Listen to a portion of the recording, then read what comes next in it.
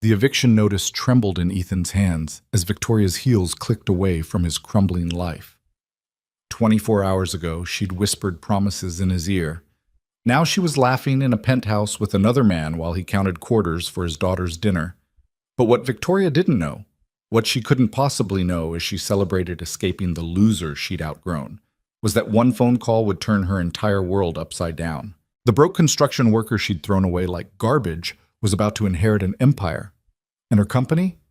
He owned the building, every single floor. If you want to see how far karma can fall, stay until the end. Drop a like, comment what city you're watching from, and let's see how far this story travels. The radiator hadn't worked in 3 weeks. Ethan Cole pressed his palm against the cold metal, then pulled his hand back and shoved it into his jacket pocket. The apartment temperature hovered somewhere around 45 degrees, cold enough that he could see his breath when he spoke, cold enough that his 6-year-old daughter Maya wore 2 sweaters to bed every night. "Daddy, I'm hungry." Maya sat cross-legged on the threadbare couch, her small fingers clutching a worn stuffed rabbit that had seen better days. Her cheeks were pink from the cold, her dark hair pulled back in a messy ponytail that Ethan had attempted that morning before his job interview. The 5th interview this month. The 5th rejection. "I know, sweetheart." Ethan crouched down in front of her, forcing his face into something resembling a smile. "Give me 10 minutes, okay? I'm going to make us something good." "Like what?" "Like surprise pasta." "We had surprise pasta yesterday." "Yeah, but today's surprise is different." Maya's expression suggested she wasn't buying it, but she nodded anyway. That killed him more than anything, the way she'd learned not to push, not to ask for too much, not to complain. 6 years old, and already she understood they were barely hanging on. Ethan stood and walked the 8 steps it took to cross their studio apartment to what passed for a kitchen. A hot plate, a microwave that only worked when it felt like it, and a mini fridge that hummed like it was angry about still functioning. He opened the cabinet above the sink and counted what they had left.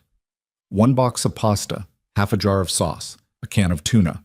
On the counter, next to the stack of unpaid bills he'd been avoiding, sat a small pile of coins. He'd counted them twice already today. $7.33. Not enough for rent, not enough for the electric bill, barely enough for groceries to get them through the next 2 days. His phone buzzed. Ethan pulled it out, saw Victoria's name on the screen, and felt his stomach clench. "We need to talk. I'm coming over." "No, how are you?" "No, is Maya okay?" Just a demand delivered like she was scheduling a business meeting, which, Ethan supposed, was exactly what this was. Victoria Langford didn't make social calls anymore. Not since she'd been promoted to vice president of operations at Meridian Capital Group.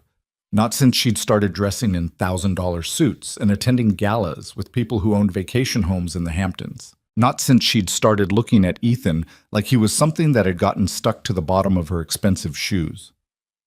He didn't respond to the text. What was he supposed to say? "Sure, come see how the other half lives? Bring your rich friends. They'll get a kick out of the guy who can't afford heat?" 20 minutes later, her knock rattled the cheap door in its frame. Ethan opened it to find Victoria standing in the dimly lit hallway, dressed in a charcoal gray coat that probably cost more than 3 months of his old salary. Her blonde hair was pulled back in a sleek ponytail, her makeup perfect, her expression carefully neutral in that way she'd mastered at corporate training seminars. Behind her stood a man Ethan didn't recognize, tall, mid-40s, wearing a suit that screamed money and a watch that screamed more money. "This won't take long," Victoria said, stepping inside without waiting for an invitation. The stranger followed her in, his eyes scanning the apartment with barely concealed disgust. Maya looked up from the couch, clutching her rabbit tighter. "Hi, Victoria," Maya said quietly. Victoria's smile was mechanical. "Hi, sweetie." No warmth, no affection, just the bare minimum required to avoid looking like a complete monster in front of a witness.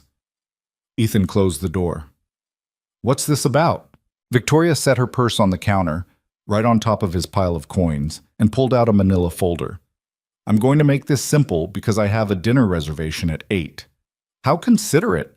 She ignored the sarcasm. "This isn't working, Ethan. You know it. I know it. And frankly, it hasn't been working for a long time." The man behind her shifted his weight, looking uncomfortable but staying silent.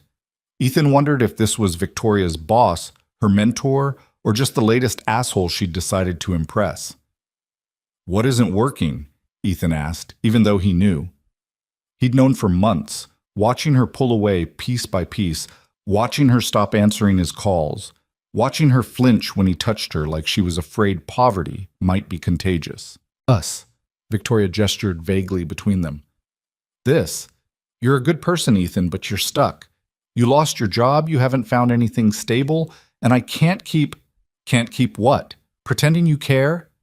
Her jaw tightened. "I've been supporting you financially for 6 months.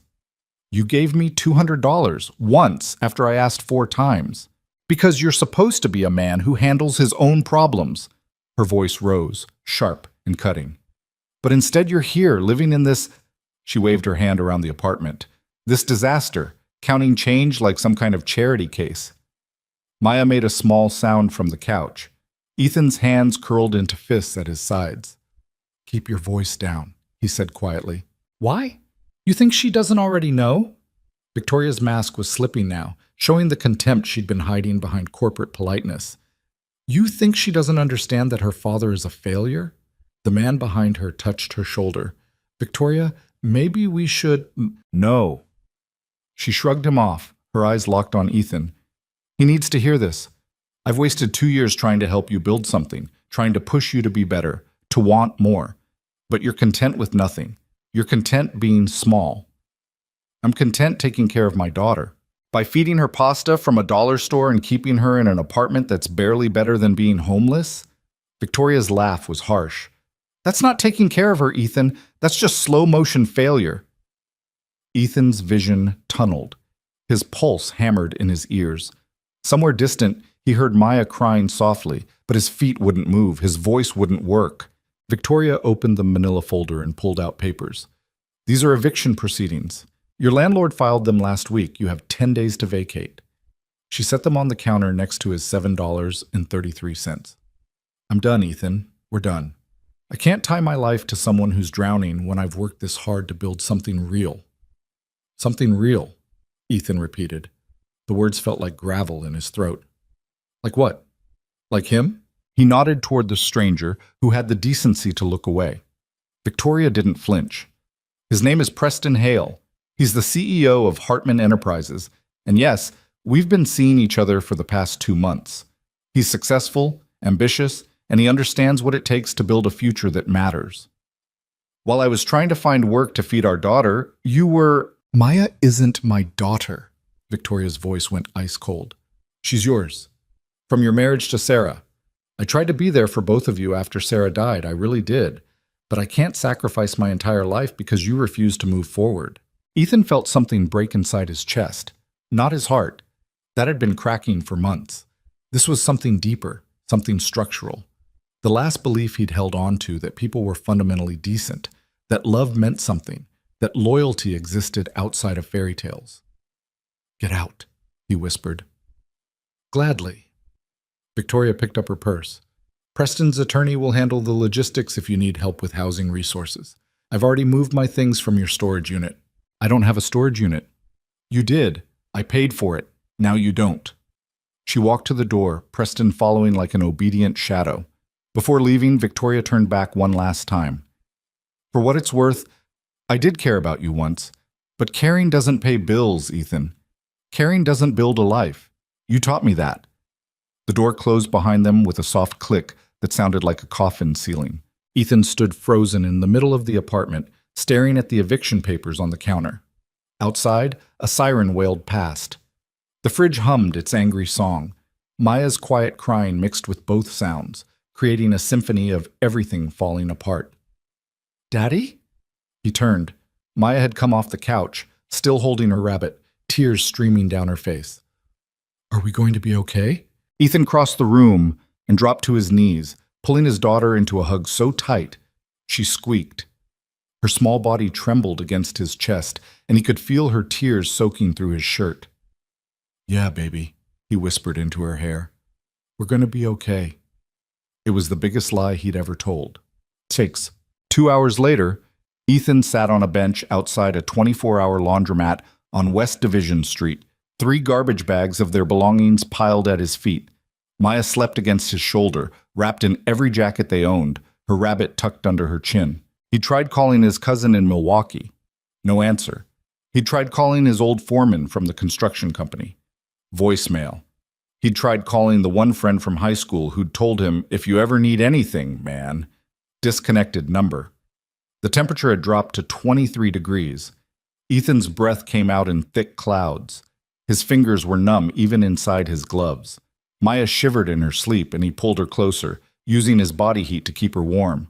A woman walking her dog passed by, glanced at them, and hurried away faster. Ethan understood.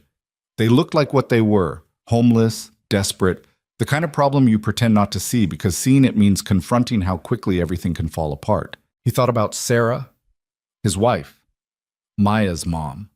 Gone 3 years now from a brain aneurysm that struck so fast the doctor said she probably didn't feel pain. Just there one moment, gone the next, leaving him alone with a 3-year-old in grief so heavy it had nearly crushed him. He'd survived that. He'd kept working, kept moving, kept being a father because Maya needed him to be one. But this? Sitting on a frozen bench at midnight with nowhere to go and $7 to his name while his daughter shivered in his arms. This felt like the universe finally finishing what it started. His phone buzzed. Ethan almost didn't check it. What was the point? But Maya shifted in her sleep, and the movement made him reach into his pocket out of habit. Unknown number. International code. He stared at it for a long moment, then answered because what did he have to lose? Hello? Am I speaking with Ethan James Cole? The voice was male, British, formal in a way that suggested expensive education and even more expensive suits. Yeah, who's this? My name is Oliver Pembroke. I'm an attorney with Pembroke & Associates calling from London. I apologize for the late hour, Mr. Cole, but this matter is quite urgent. Ethan's first thought was debt collectors had gotten creative. His second thought was scam. His third thought was he was too tired for this. Look, if this is about money, I owe... Quite the opposite, actually. Papers rustled on the other end of the line. Mr. Cole, I'm calling regarding the estate of your grandfather, Jonathan Edward Cole. Ethan's brain stuttered. My grandfather? Yes, I understand you may not have had contact with him, but I didn't have any contact with him. My dad left when I was 2. I don't know anything about his family. I see. More papers rustling. Well, Mr. Cole, your grandfather passed away 6 days ago at his home in Monaco. He was 87. And according to his last will and testament, which was updated 3 months ago, you are named as his sole beneficiary. The words didn't make sense. Ethan heard them, but they arrived in his brain scrambled, like a puzzle dumped out of its box. Sole beneficiary of what? His estate, which includes property holdings, investment portfolios, and business interests across Europe and North America. The total estimated value is approximately $1.3 billion. The laundromat's neon sign buzzed above Ethan's head. A car drove past, its headlights cutting through the darkness. Maya mumbled something in her sleep about rabbits. This is a scam, Ethan said. I assure you it's not. I have documentation I can provide, including your grandfather's death certificate, the will, and verification of assets. I can also arrange a video conference with my firm's senior partners if you'd like additional confirmation. Why would someone I've never met leave me anything? Oliver Pembroke's voice softened slightly. According to the personal letter he left with his will, your grandfather spent the last 15 years of his life trying to locate you. He hired investigators, traced records, searched for any connection to his son, your father. When he finally found you 2 years ago, he chose to observe from a distance rather than disrupt your life. The letter indicates he was aware of your recent difficulties and wanted to ensure you and your daughter would be provided for. Ethan's grip tightened on the phone. He was watching me? In a manner of speaking, he received reports on your well-being. Nothing invasive, just confirmation that you existed and where you were living. I believe he hoped to reach out personally, but his health declined rapidly. This is insane.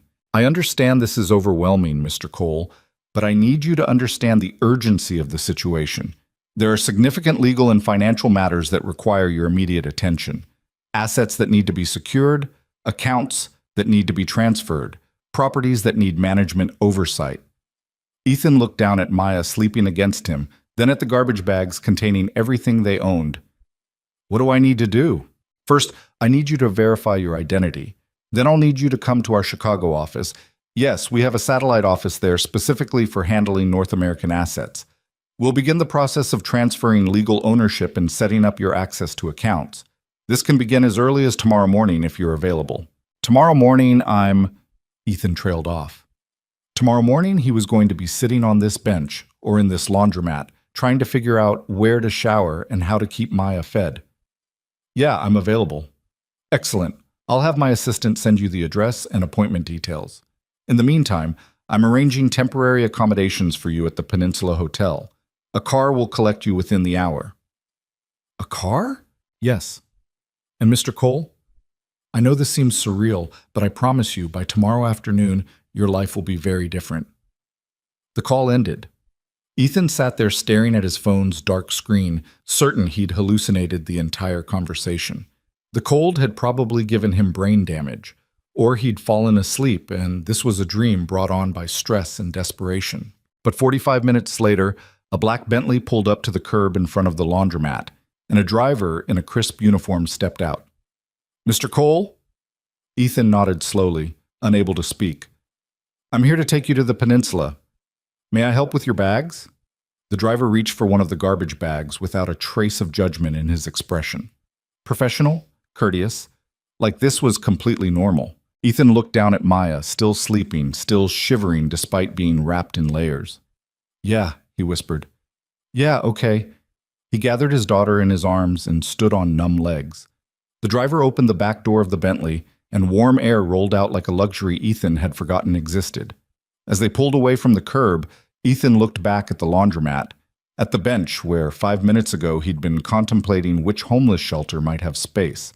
Inside the car, Maya stirred and opened her eyes. Daddy? Where are we? We're going somewhere warm, sweetheart. For real? Yeah, for real. She smiled and closed her eyes again, trusting him completely, believing in him the way only children can believe in their parents. Ethan pressed his forehead against the window and watched Chicago's streets blur past. Somewhere in this city, Victoria was probably having dinner with Preston, laughing about the pathetic ex she'd finally escaped, celebrating her freedom from the loser who couldn't get his life together. She had no idea what was coming, and for the first time in months, Ethan felt something other than desperation. He felt the beginning of something that tasted like justice. Parag. The Peninsula Hotel sat on East Superior Street like a monument to wealth Ethan had only seen in movies. The driver pulled up to the entrance where a doorman waited, and suddenly Ethan was being ushered through a lobby that smelled like expensive flowers and old money. His garbage bags looked obscene against the marble floors. Mr. Cole, welcome. A woman in an immaculate suit appeared beside him. I'm Rachel Torres, the night manager. Mr. Pembroke's office has arranged the ambassador suite for you and your daughter. If you'll follow me? Ethan followed because he didn't know what else to do. Maya clung to his neck, half asleep, as they rode an elevator that moved so smoothly it felt like floating. The suite door opened onto a space larger than every apartment Ethan had lived in for the past 5 years combined. Floor-to-ceiling windows overlooked the Chicago skyline. A separate bedroom with a bed so large it looked like it could sleep 6 people. A bathroom with marble countertops and a tub that could double as a swimming pool. The kitchen is fully stocked, Rachel was saying, gesturing to a room Ethan could barely process. If you need anything at all, just dial 0 on any phone. Room service operates 24 hours. Housekeeping will come at your convenience. Is there anything you need immediately? Ethan looked down at Maya, who had lifted her head and was staring at everything with wide eyes. Food, he managed. Something warm. For her. Of course. I'll have our chef prepare a selection. Any dietary restrictions? No, just anything. Thank you. Rachel smiled warmly and left. Ethan set Maya down on the couch, a couch that probably cost more than a used car, and she immediately bounced slightly, testing it. Daddy, it's so soft. I know. Are we really staying here? Yeah, baby. At least for tonight. Is this because of Grandpa? Ethan froze. What? The man on the phone said something about a grandpa. I was kind of awake. Yeah, we got really lucky, Maya.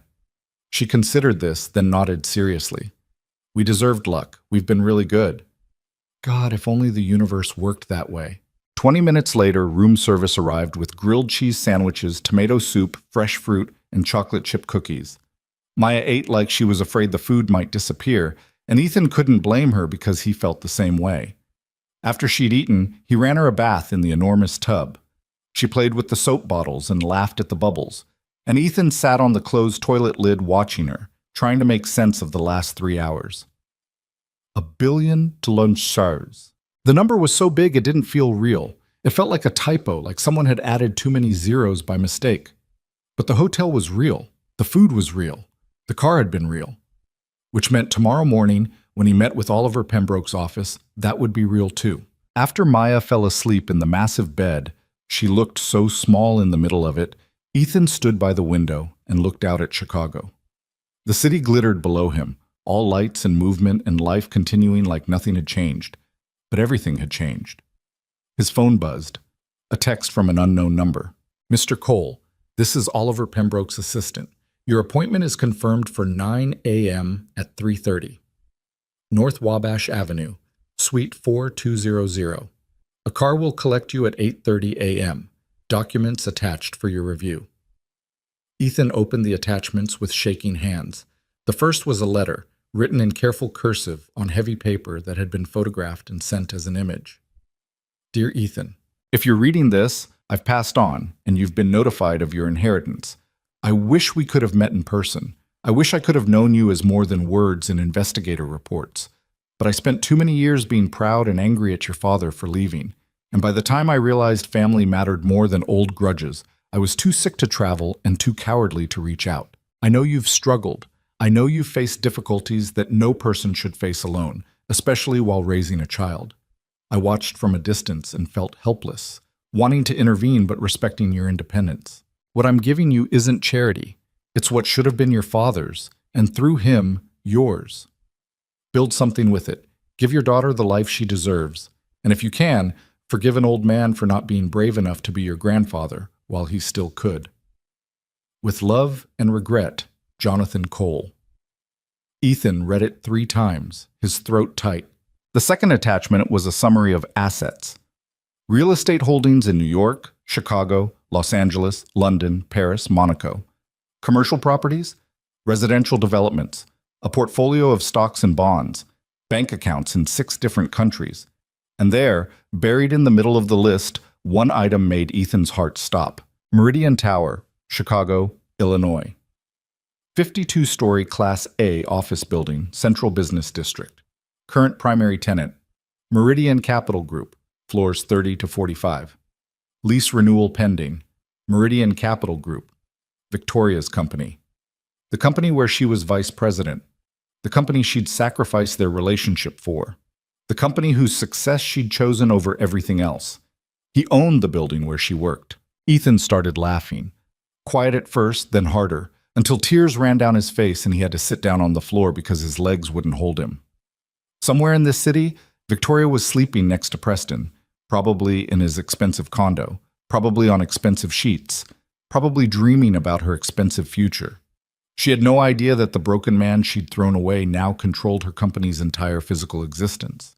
The laughter died slowly, replaced by something colder and more focused. Ethan looked at his phone and scrolled back through his message history with Victoria. The last text she'd sent before coming to his apartment today sat there like a monument to her cruelty. "We need to talk. I'm coming over." No warmth. No kindness. Just a demand. He typed a response now at 2:47 in the morning, sitting on the floor of a luxury hotel suite while his daughter slept in safety for the first time in months. "Thanks for the conversation earlier. Really clarified some things for me." He deleted it without sending. Not yet. First, he needed to understand exactly what he owned, what power he had, and how thoroughly he could dismantle the pedestal Victoria had built for herself. Tomorrow morning would be the beginning. Tonight, for the first time since Sarah died, Ethan fell asleep in warmth and silence, his daughter safe beside him, and dreamed of nothing at all. Ink. The morning came too fast and too bright. Ethan woke to Maya jumping on the bed, announcing she'd found 3 different kinds of orange juice in the fridge and did he want to try all of them? "Maybe just one, baby." But they're fancy. He couldn't argue with that logic. By 8:15, they were both dressed. Maya in the same clothes from yesterday, Ethan in his least wrinkled shirt, and waiting in the lobby. The same driver from last night appeared, and they rode in comfortable silence to an office building that looked like it had been designed to intimidate people. Suite 4200 was all glass and steel, with the name Pembroke and Associates etched on a bronze plaque by the door. A receptionist who looked like she'd stepped out of a fashion magazine smiled at them. "Mr. Cole? They're ready for you in the main conference room. Can I get your daughter anything? We have a children's area with books and activities." Maya looked up at Ethan, uncertain. "It's okay," he told her. "I'll be right in there. You can see me through the glass." She nodded and let the receptionist lead her to a corner space filled with toys that probably cost more than Ethan's last paycheck. Oliver Pembroke turned out to be exactly what Ethan had pictured. Mid-60s, impeccably dressed, British accent that suggested boarding schools and Oxford. He shook Ethan's hand with surprising warmth. "Mr. Cole, thank you for coming on such short notice. Please, sit." The conference room held 6 other people, attorneys, financial advisors, and one woman who introduced herself as the estate executor. They spent the next 2 hours walking Ethan through documents that made his head spin. Asset transfers, tax implications, property management structures, investment portfolio reviews. Every few minutes, someone would say something like, "This property generates approximately $4.2 million annually in rental income," or "The London portfolio alone is valued at $280 million," and Ethan would nod like he understood while internally screaming. Finally, Oliver Pembroke slid a single piece of paper across the table. "This is the simplified version, Mr. Cole. The exact total of your inheritance, after all debts, estate taxes, and transfer fees, is $1.27 billion. The assets are divided across real estate, investment accounts, and business holdings. You have full legal ownership as of this morning." Ethan stared at the number. $1,270 million. "There is one pressing matter," one of the other attorneys said. She was younger, sharper, with eyes that suggested she didn't miss much. "Meridian Tower in Chicago. The primary tenant's lease expires in 45 days, and they've been negotiating renewal terms for the past 6 months." "Meridian Capital Group," Ethan said quietly. "Yes. They occupy 15 floors and represent approximately 60% of the building's rental income. Losing them would be significant."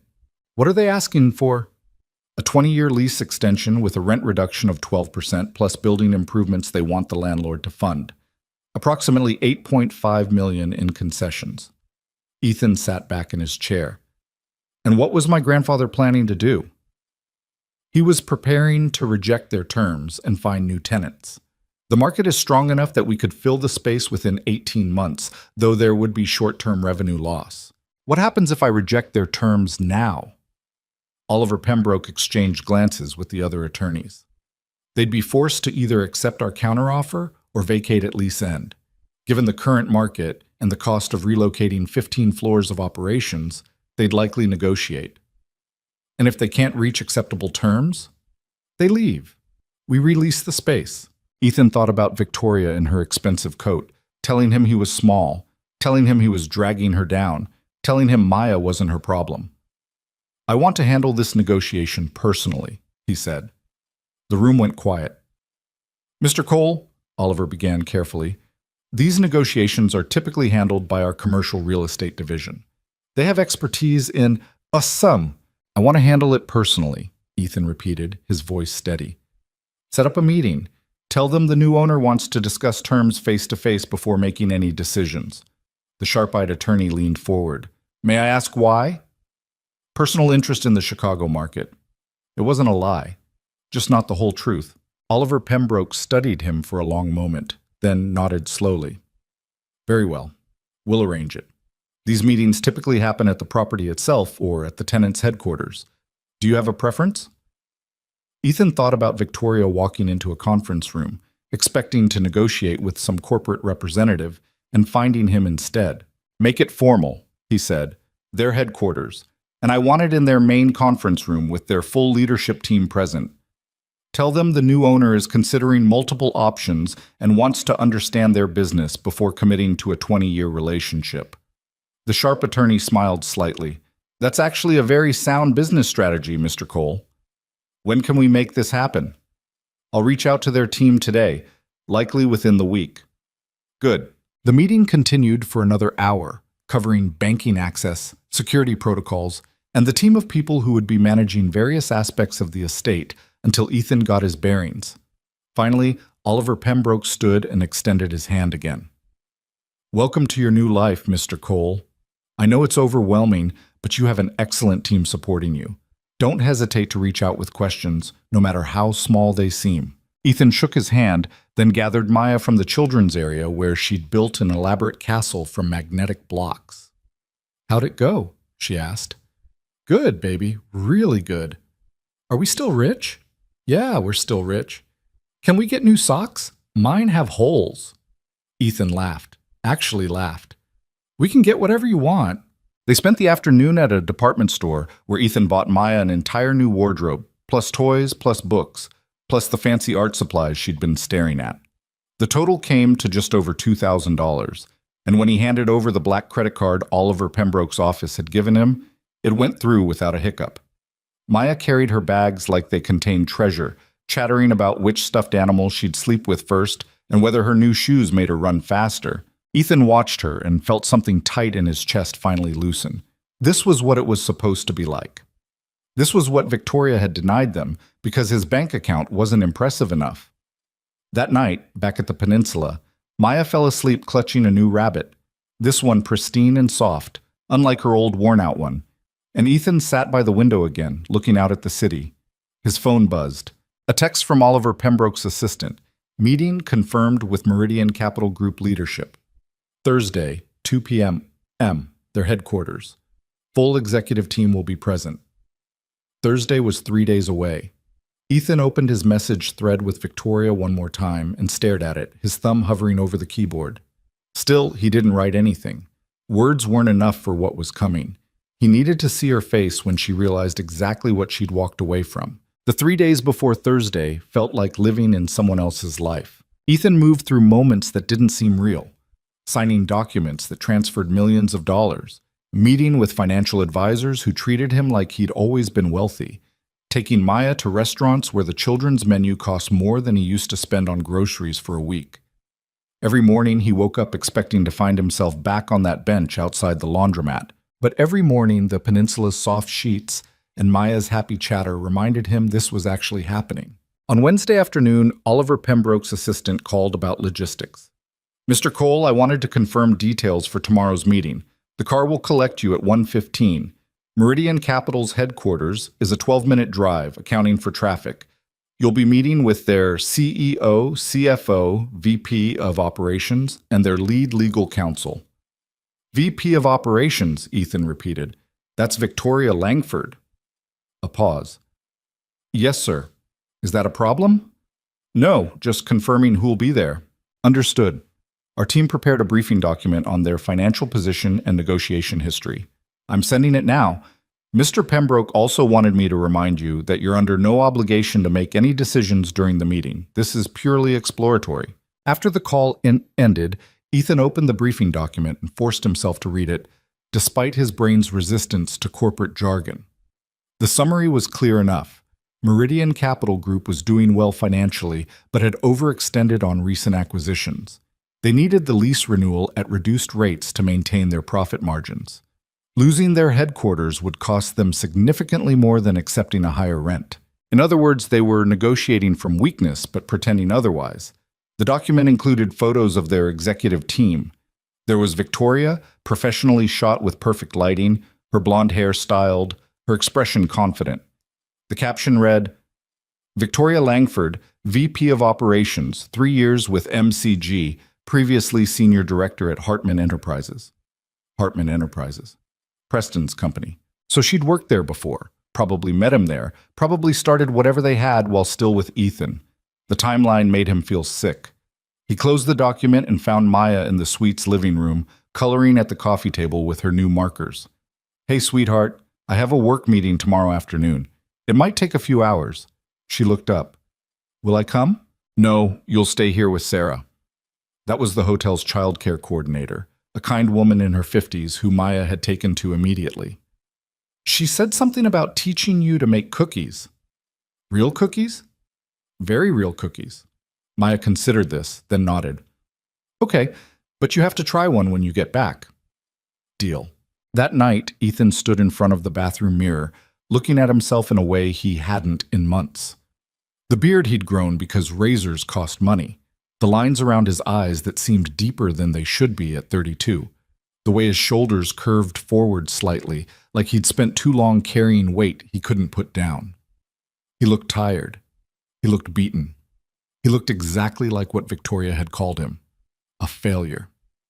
The next morning he called the hotel concierge. Mr. Cole, how can I help you? I need a haircut and a shave, and I need to buy a suit, a good one. Can you arrange that? 2 hours later, a barber arrived at the suite with a full kit of equipment. The haircut took 40 minutes, the barber working with quiet precision, while Ethan sat still and tried not to think about the last time he'd paid for anything like this. The shave was straight razor, the kind his grandfather probably got every morning, the kind that felt like ceremony rather than chore. When the barber finished and held up a mirror, Ethan barely recognized himself. The exhausted construction worker was gone. In his place was someone who looked alert, clean, sharp. Someone who might actually own buildings. Better? The barber asked. Yeah, much better. The suit came next, delivered by a private tailor from a men's store Ethan had never heard of. The man measured him efficiently, made notes on a tablet, then disappeared and returned 90 minutes later with 3 options: charcoal gray, navy blue, and black. Ethan chose the charcoal gray because it reminded him of Victoria's coat the night she'd brought the eviction papers. Petty, maybe, but he was past caring about being the bigger person. The suit fit perfectly. The tailor had somehow constructed it to make Ethan's shoulders look broader, his posture straighter, his entire presence more substantial. With the white shirt and dark tie, the man suggested, Ethan looked like he belonged in conference rooms and corner offices. He looked like money. Maya appeared in the doorway and gasped. Daddy, you look like a prince. Not quite, baby. Yes, you do. You look so fancy. The tailor smiled. Your daughter has excellent taste, Mr. Cole. At 1:15 exactly, Ethan kissed Maya goodbye and rode the elevator down to the lobby where the Bentley waited. The driver opened the door without comment, and they pulled into Chicago traffic that parted around them like the car was immune to normal rules. Meridian Capital Group's headquarters occupied the top 15 floors of a building 3 blocks from Ethan's old apartment. He'd walked past it 100 times when he'd been job hunting, never imagining he'd be inside it, never mind owning the property it sat on. The lobby was all marble and glass, with the MCG logo prominent on one wall. A receptionist directed him to the executive elevators, and he rode to the 42nd floor in silence, watching the numbers climb. His reflection in those polished elevator doors showed a stranger, composed, professional, dangerous. The doors opened onto a waiting area where a young woman in a sleek dress greeted him. Mr. Cole? I'm Jennifer, Mr. Whitmore's executive assistant. Thank you so much for coming. Can I get you anything? Water? Coffee? I'm fine, thank you. Wonderful. They're just finishing up their previous meeting. It should only be a few more minutes. Ethan sat in a chair that probably cost $1,000 and looked around at the corporate art on the walls, the strategic placement of business magazines on the side table, the subtle flecks of success in every design choice. This was Victoria's world now. This was what she'd chosen over him. A door opened and 4 people filed out, all suits and confident handshakes. Then Jennifer stood and smiled. They're ready for you, Mr. Cole. She led him down a short hallway to a large conference room with floor-to-ceiling windows overlooking the Chicago skyline. 4 people waited inside, standing as he entered. The CEO, Richard Whitmore, stepped forward first. Late 50s, silver hair, practiced smile. Mr. Cole, Richard Whitmore, but thank you so much for making time to meet with us. Of course. This is Marcus Chen, our CFO. A man in his 40s nodded. David Brewster, our chief legal counsel. Another nod, this one from a sharp-looking guy who immediately reminded Ethan of the attorneys in Pembroke's office. And Victoria Langford, our VP of operations. Victoria stood at the far end of the table, and for one perfect moment, her professional mask completely cracked. Her eyes went wide. Her mouth opened slightly. The color drained from her face like someone had pulled a plug.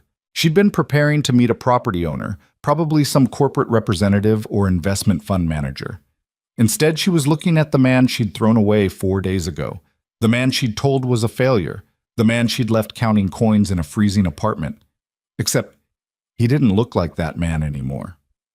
Ethan held her stare for exactly 3 seconds, then turned his attention back to Richard, as though she was the least interesting person in the room.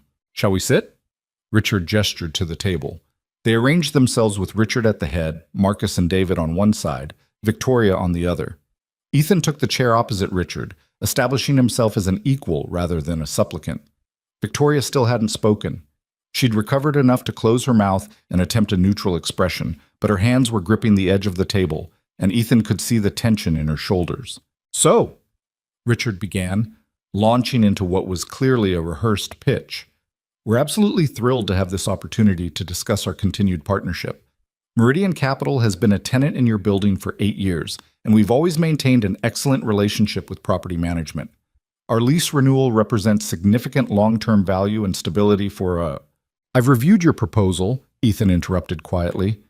20-year extension, 12% rent reduction, $8.5 million in building improvements that you want me to fund. Richard's smile tightened slightly at being cut off. "Well, yes, those are the broad strokes. Obviously, we're open to discussion on specific terms, but given the length of the commitment we're offering and the value we bring as a stable, prestigious tenant, help me understand something," Ethan said, his eyes moving to Victoria. "You're asking for a rent reduction, while your company's revenue increased 18% last year. Your profit margins are healthy. Your executive compensation went up across the board. So why exactly should I subsidize your operations?" The room went very quiet. Marcus jumped in, his CFO instincts kicking in. "Mr. Cole, while our top-line revenue has grown, we've also made significant strategic investments that position us for... You acquired 2 smaller firms for a combined $340 million, partially financed through debt that's now straining your cash flow." Ethan kept his voice level, almost friendly. "Which is fine, that's business. But it's your strategic choice, not my problem. You're asking me to accept less money so you can maintain margins that you've compressed through your own acquisition strategy." David the lawyer leaned forward. "With respect, Mr. Cole, the commercial real estate market is highly competitive. If our terms aren't acceptable, we have options. Several buildings in the area would be very interested in a tenant of our caliber. And then why haven't you moved already?" Ethan asked. "You've been negotiating this renewal for 6 months. If you had better options, you'd have taken them. The reality is that relocating 15 floors of operations would cost you somewhere between $12 and $15 million, plus business disruption, plus the risk of losing key staff who don't want longer commutes. So, you're here trying to get me to accept less money by threatening to do something that would cost you significantly more money." No one spoke for a long moment. Victoria found her voice, though it came out tighter than usual.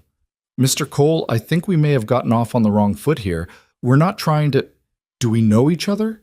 Ethan asked, looking directly at her with polite confusion. Her face went through several expressions at once. I don't think we've been introduced," Ethan continued smoothly. "You're Victoria Langford, VP of Operations. Have we met before?" He was giving her an out, a chance to pretend they were strangers, to maintain her professional dignity, to save face in front of her colleagues. She should have taken it. Instead, something in her snapped. "Are you serious right now?" "I'm sorry? You're sitting here pretending you don't know me? After everything..." She cut herself off, but the damage was done. Richard looked between them, his expression confused and increasingly concerned. "Victoria, do you two have a prior relationship?" "No," Ethan said at the exact moment Victoria said yes. The contradiction hung in the air like smoke. Victoria's jaw clenched. "We were involved, personally, until recently." "I see." Richard's tone had gone very careful. "And Mr. Cole, you didn't think this was relevant to disclose before this meeting?" "I ended a relationship with someone 4 days ago," Ethan said calmly. "I didn't realize at the time that she worked here. When I reviewed the materials my legal team prepared and saw her name, I considered rescheduling, but I decided that personal history shouldn't interfere with business decisions. I assumed we could both be professional. It was masterful. He'd made himself the reasonable one, the mature one, the one trying to keep personal matters separate while implying Victoria was the one bringing emotion into business. Victoria looked like she wanted to throw something. You assumed? You're unbelievable. Ms. Langford, David the lawyer said sharply, a warning in his tone. But Victoria was past listening. She turned to Richard. 4 days ago he was living in a... She stopped herself, breathing hard. I'm sorry. This is inappropriate. But you need to understand that there's a significant conflict of interest here. What kind of conflict? Richard asked. Personal history that would make objective negotiation difficult. Ethan leaned back in his chair. Mr. Whitmore, I apologize for this situation. My legal team did advise me that having prior knowledge of one of your executives might complicate matters, but since I'm the property owner, there's no avoiding the conflict. The question is whether we can proceed professionally or whether you'd prefer to reschedule with my attorneys handling negotiations directly. It was a trap disguised as courtesy. If Richard said they couldn't proceed professionally, he'd be admitting his VP couldn't control herself. If he said they could proceed, he'd have to manage Victoria while Ethan maintained the high ground. We can proceed, Richard said, though he looked distinctly uncomfortable. Victoria, perhaps you should step out for this portion of the discussion. No, Victoria said. I'm the operations VP. These lease terms directly affect my department. I need to be here. Then I need you to maintain professional boundaries. Her hands were shaking slightly, but she nodded. Of course. The meeting continued, but the dynamic had shifted completely. Richard and Marcus did most of the talking now, walking through their proposal with increasing desperation as Ethan calmly dismantled each argument. David tried several legal angles about market rates and comparable properties, but Ethan had clearly been briefed well by Pembroke's team. Victoria sat silent, her face pale, occasionally glancing at Ethan like she couldn't quite believe he was real. Finally, after 45 minutes of circular discussion, Richard played what he clearly thought was his strongest card. Mr. Cole, I'm going to be frank with you. Meridian Capital Group is a prestigious tenant. We bring credibility and stability to any building we occupy. Our presence attracts other high-quality tenants. Losing us would damage the property's reputation in the market. Possibly, Ethan agreed, or it might signal that the property has standards and doesn't accept unfavorable terms just to maintain occupancy. There are plenty of growing firms that would love 15 floors in a prime location at market rate. Finding tenants to fill that much space could take years. My team estimates 18 months maximum, and in the meantime, I own the building outright with no mortgage, so I can afford the vacancy. That landed hard. Richard's expression flickered. He clearly hadn't known the property was owned free and clear. Marcus tried a different approach. What if we agreed to a smaller rent reduction, say 6% instead of 12%? What if you agreed to a rent increase? Ethan countered. Market rates in this area have risen 11% over the term of your current lease. You've been locked in at below market rates for 3 years. A true market rate renewal would actually be a 22% increase. That's not realistic. Neither is a reduction when you don't have leverage. The room fell into tense silence. Finally, Victoria spoke. You're doing this because of us. Because of what happened. Everyone turned to look at her. Victoria, Richard started. No, let's just say it out loud, she continued, her voice rising. You're punishing my company because I ended our relationship. This isn't about business terms. This is personal revenge. Ethan met her eyes. You think you're important enough to influence how I manage a billion-dollar real estate portfolio? The words hit like a slap. Victoria actually flinched. I'm making business decisions based on financial analysis, Ethan continued. Your company wants favorable terms you haven't earned and can't justify. That's not personal, that's just math. The fact that you and I used to know each other is completely irrelevant to whether your lease proposal makes financial sense. Used to know each other? Victoria's laugh was sharp and bitter. We were together for 2 years. I helped you after your wife died. I was there for your daughter, and now you're sitting here acting like I was nothing? You told me I was nothing, Ethan said quietly. You told me I was small. You told me I was dragging you down. You told me my daughter wasn't your problem. So yes, Victoria, we used to know each other, past tense, and now we're having a business meeting where past tense doesn't matter. Richard stood abruptly. I think we need to take a break. Mr. Cole, Would you mind waiting in the lounge? We need to caucus internally. Of course. Ethan stood and walked out without looking back at Victoria, though he could feel her stare burning into his shoulders. Jennifer led him to a smaller waiting room with leather chairs and offered him coffee, which he accepted just to have something to do with his hands. His heart was hammering and his mouth felt dry, but he'd maintained his composure in there, and that felt like a victory in itself. 15 minutes passed, then 20. Finally, the conference room door opened and David, the lawyer, stepped out. Mr. Cole, they're ready to resume. Back inside, the atmosphere had changed. Victoria's chair was empty. Ms. Langford felt it was best if she excused herself from the remainder of the meeting, Richard said stiffly, to avoid any further complications. I understand. Mr. Cole, let me be direct with you. We need this building. Our operations are established here, our clients know this address, and relocating would be genuinely difficult. But we also can't agree to terms that don't make financial sense for us. What would it take to reach an agreement today? Ethan considered. He could push harder, demand the full market increase, make them squirm, but Oliver Pembroke's voice echoed in his head. You're building a business reputation, not just settling a personal score. Here's what I'm willing to do, Ethan said. 20-year lease at current rates, no reduction, no increase. You cover your own tenant improvements? In exchange, I'll guarantee no rent increases for the first 5 years, then 3% annually after that, which is below market inflation. Richard and Marcus exchanged glances. That's actually reasonable, Marcus admitted. It's more than reasonable, David added. Most commercial leases include annual escalations from day one. Richard sat back in his chair, studying Ethan. You could have demanded much more. I could have, but I'm not interested in gouging tenants. I'm interested in stable, long-term relationships with quality companies. Your firm is solid. You just overreached on the negotiation. Accept terms that work for both of us, and we can avoid the disruption of you moving and me releasing.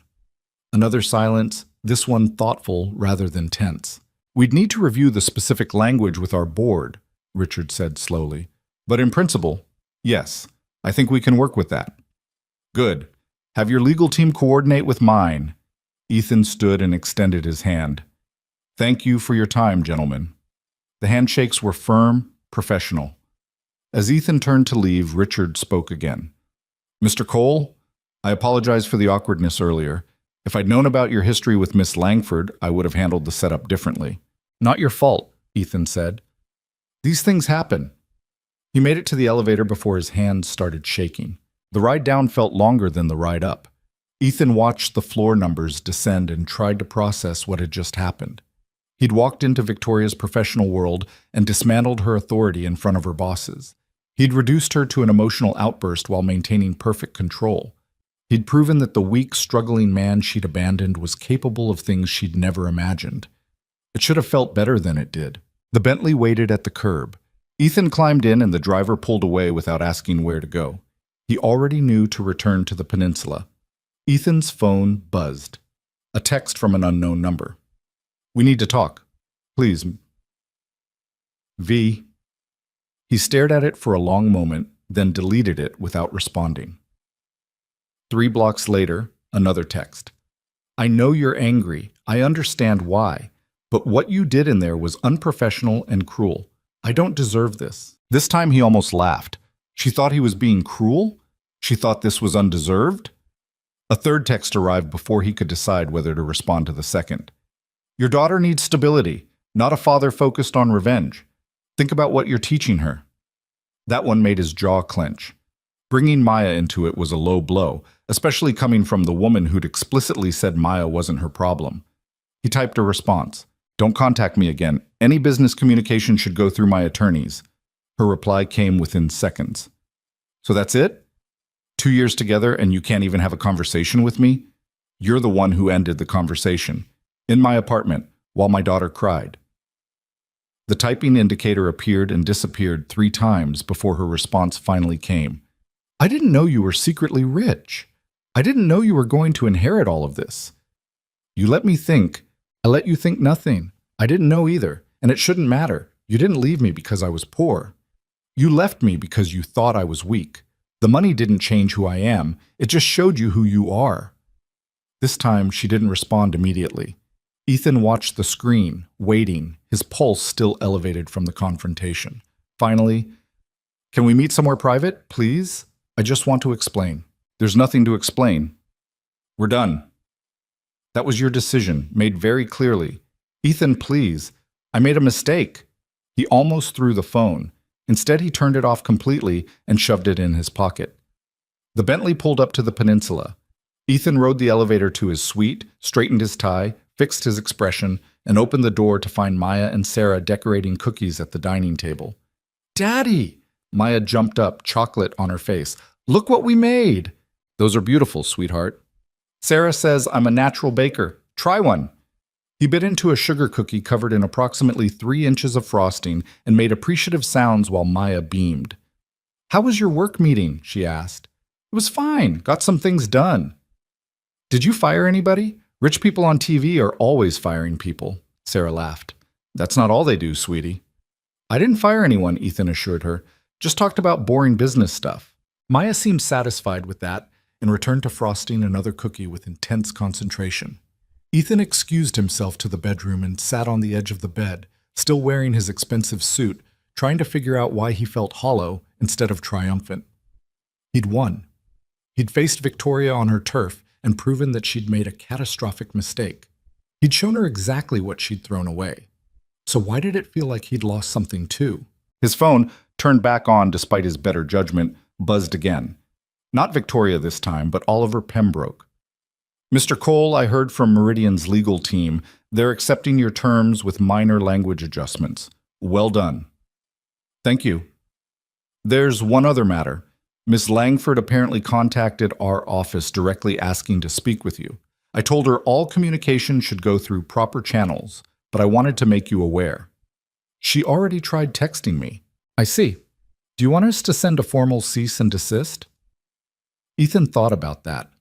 Thought about Victoria receiving legal papers telling her to stay away from him, the same way she'd handed him eviction papers. "Not yet," he said. "Just keep blocking her if she contacts your office." "Understood." "Also, there's a charity gala Thursday evening, the Chicago Business Foundation annual dinner. Several of your properties are sponsors, so you received an invitation. It's very high profile, major donors, corporate leadership. Might be good for you to attend, start building relationships." "I don't know anything about galas." "You know how to have a conversation. That's enough. And Mr. Cole, Miss Langford will likely be there. Her company buys a table every year." "All the more reason to go," Ethan said before he could think better of it. After the call, he changed out of the suit and spent the evening playing board games with Maya, helping her with a puzzle, reading her 3 different bedtime stories. Normal dad things. Things that had nothing to do with corporate negotiations or ex-girlfriends or sudden wealth. But as he sat in the dark after Maya fell asleep, looking out at Chicago's glittering skyline, he couldn't stop thinking about Victoria's text, about her claim that he was being cruel, that he was focused on revenge, that he should think about what he was teaching his daughter. Was she right? Was this about Maya's stability, or about making Victoria hurt the way she'd hurt him? His phone lit up with one more message. "I loved you. That was real, whatever you think now. And I'm sorry for how I handled things, but this vendetta is going to destroy you more than it hurts me. Let it go." Ethan read it 3 times, then typed a response he'd probably regret. "You don't get to tell me how to handle pain you caused. You wanted me out of your life. I'm out. But I'm not going to pretend the last 4 days didn't happen, and I'm not going to make business decisions based on protecting your feelings. You'll see me around, Victoria. You'll see me at events and meetings and places where our professional worlds overlap. And every time you do, you're going to remember that you had a choice and you chose wrong. That's not revenge. That's just consequences." He sent it before he could reconsider, then finally, permanently, blocked her number. In the morning, he'd start planning for the gala, figuring out how to navigate a world he'd never been part of. But tonight he sat in the dark and let himself feel everything he'd been pushing down. Anger, satisfaction, grief, confusion, all of it mixing together into something he couldn't name. Maya was safe. That was what mattered. Maya was warm and fed and happy, sleeping in a comfortable bed without fear of eviction or hunger. Everything else was just noise. Even if the noise sounded a lot like Victoria's voice in his head, asking him who he was becoming, whether this was really who he wanted to be. Ethan closed his eyes, and didn't have an answer. The answer to Victoria's question came 3 days later, standing in front of a full-length mirror while a stylist adjusted his bow tie. Thursday evening arrived too quickly and not quickly enough. Ethan had spent the intervening days trying to learn everything he could about the Chicago Business Foundation Gala, who attended, what they expected, how to navigate conversations with people who'd been wealthy their entire lives. Oliver Pembroke's team had sent briefing materials on key figures he should know, major donors he might encounter, and the general etiquette of high society charity events. None of it made him feel less like an imposter. "Stop fidgeting," the stylist said, a woman named Patricia who'd arrived at the suite an hour ago with 3 different tuxedo options. "You look fine. Better than fine. I look like I'm playing dress-up. You look like someone who belongs at a gala. Trust me, I've dressed enough insecure rich men to know the difference." She stepped back, examining her work. "There. Perfect." Ethan looked at his reflection and saw a stranger again. The tuxedo was midnight blue, custom-fitted, with a crisp white shirt and black bow tie. His shoes were polished to a mirror shine. His hair was styled just enough to look intentional without seeming like he'd tried too hard. He looked like he belonged in Victoria's world now. The thought made his stomach turn. "Maya?" he called toward the bedroom. "Come here for a second." His daughter appeared in the doorway wearing her pajamas, already ready for bed, even though it was only 6:30. Sarah had agreed to stay late tonight, and Maya seemed more excited about the prospect of watching movies and eating popcorn than bothered by her father going out. "Wow," Maya breathed. "Daddy, you look like a movie star." "I look ridiculous." "No, you look fancy, like a prince going to a ball." "It's not a ball, it's a boring work thing." "With dancing?" "Maybe some dancing." "Then it's a ball." Maya's logic was unassailable. She walked closer and reached up to touch his bow tie. "Are you nervous?" "A little." "Why?" "You're the richest person there, probably." "That's not how it works, sweetheart. And even if I was, that doesn't mean I know what I'm doing." Maya considered this with the seriousness only a 6-year-old could muster. "Mrs. Chen at my old school always said fake it till you make it." "Mrs. Chen was your lunch lady." "She was very smart about things." Ethan laughed despite himself and crouched down to hug his daughter. "I'll try to remember that. You be good for Sarah, okay? I'm always good." "That's debatable." The Bentley arrived at 7:15 to drive him to the Four Seasons Hotel where the gala was being held. Ethan spent the ride staring out the window at Chicago passing by, trying to calm the anxiety crawling up his spine.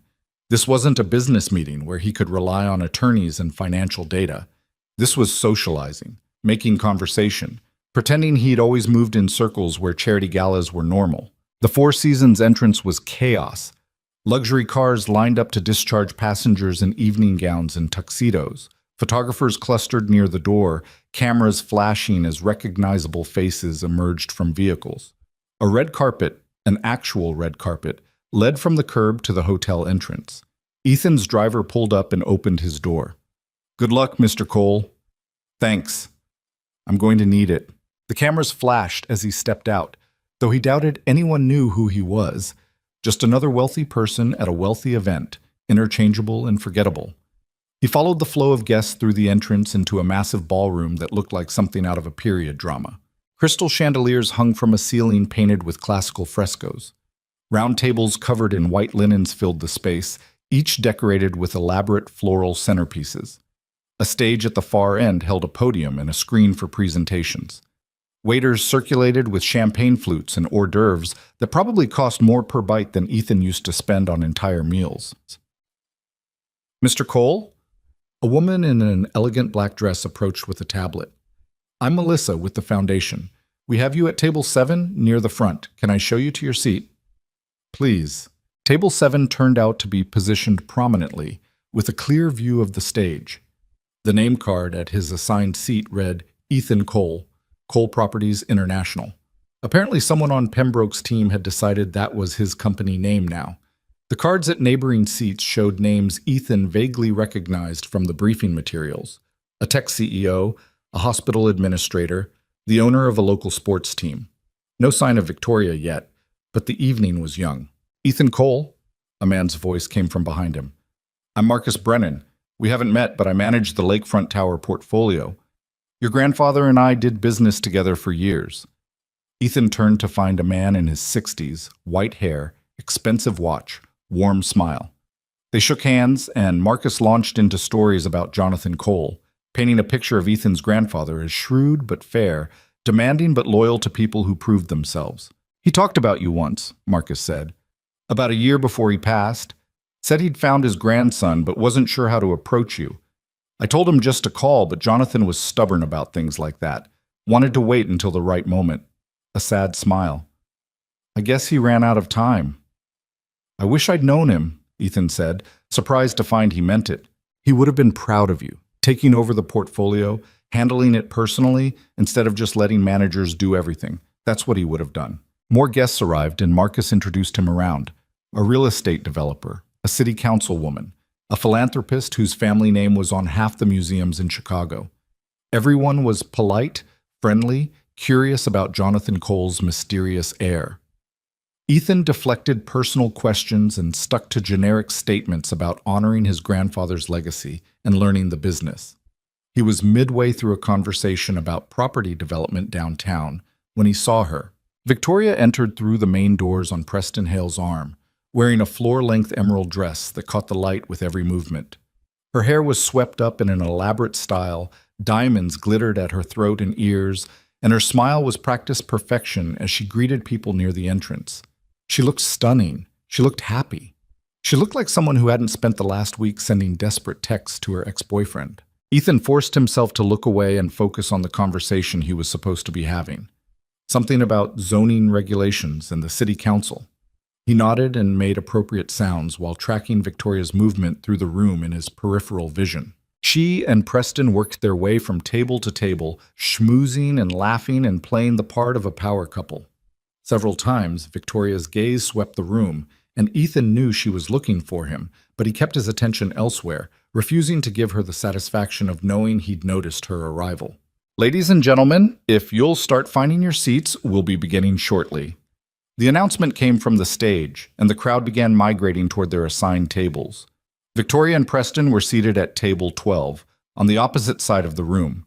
Ethan watched them settle in, watched Preston pull out Victoria's chair, watched her laugh at something he said while placing her hand on his arm.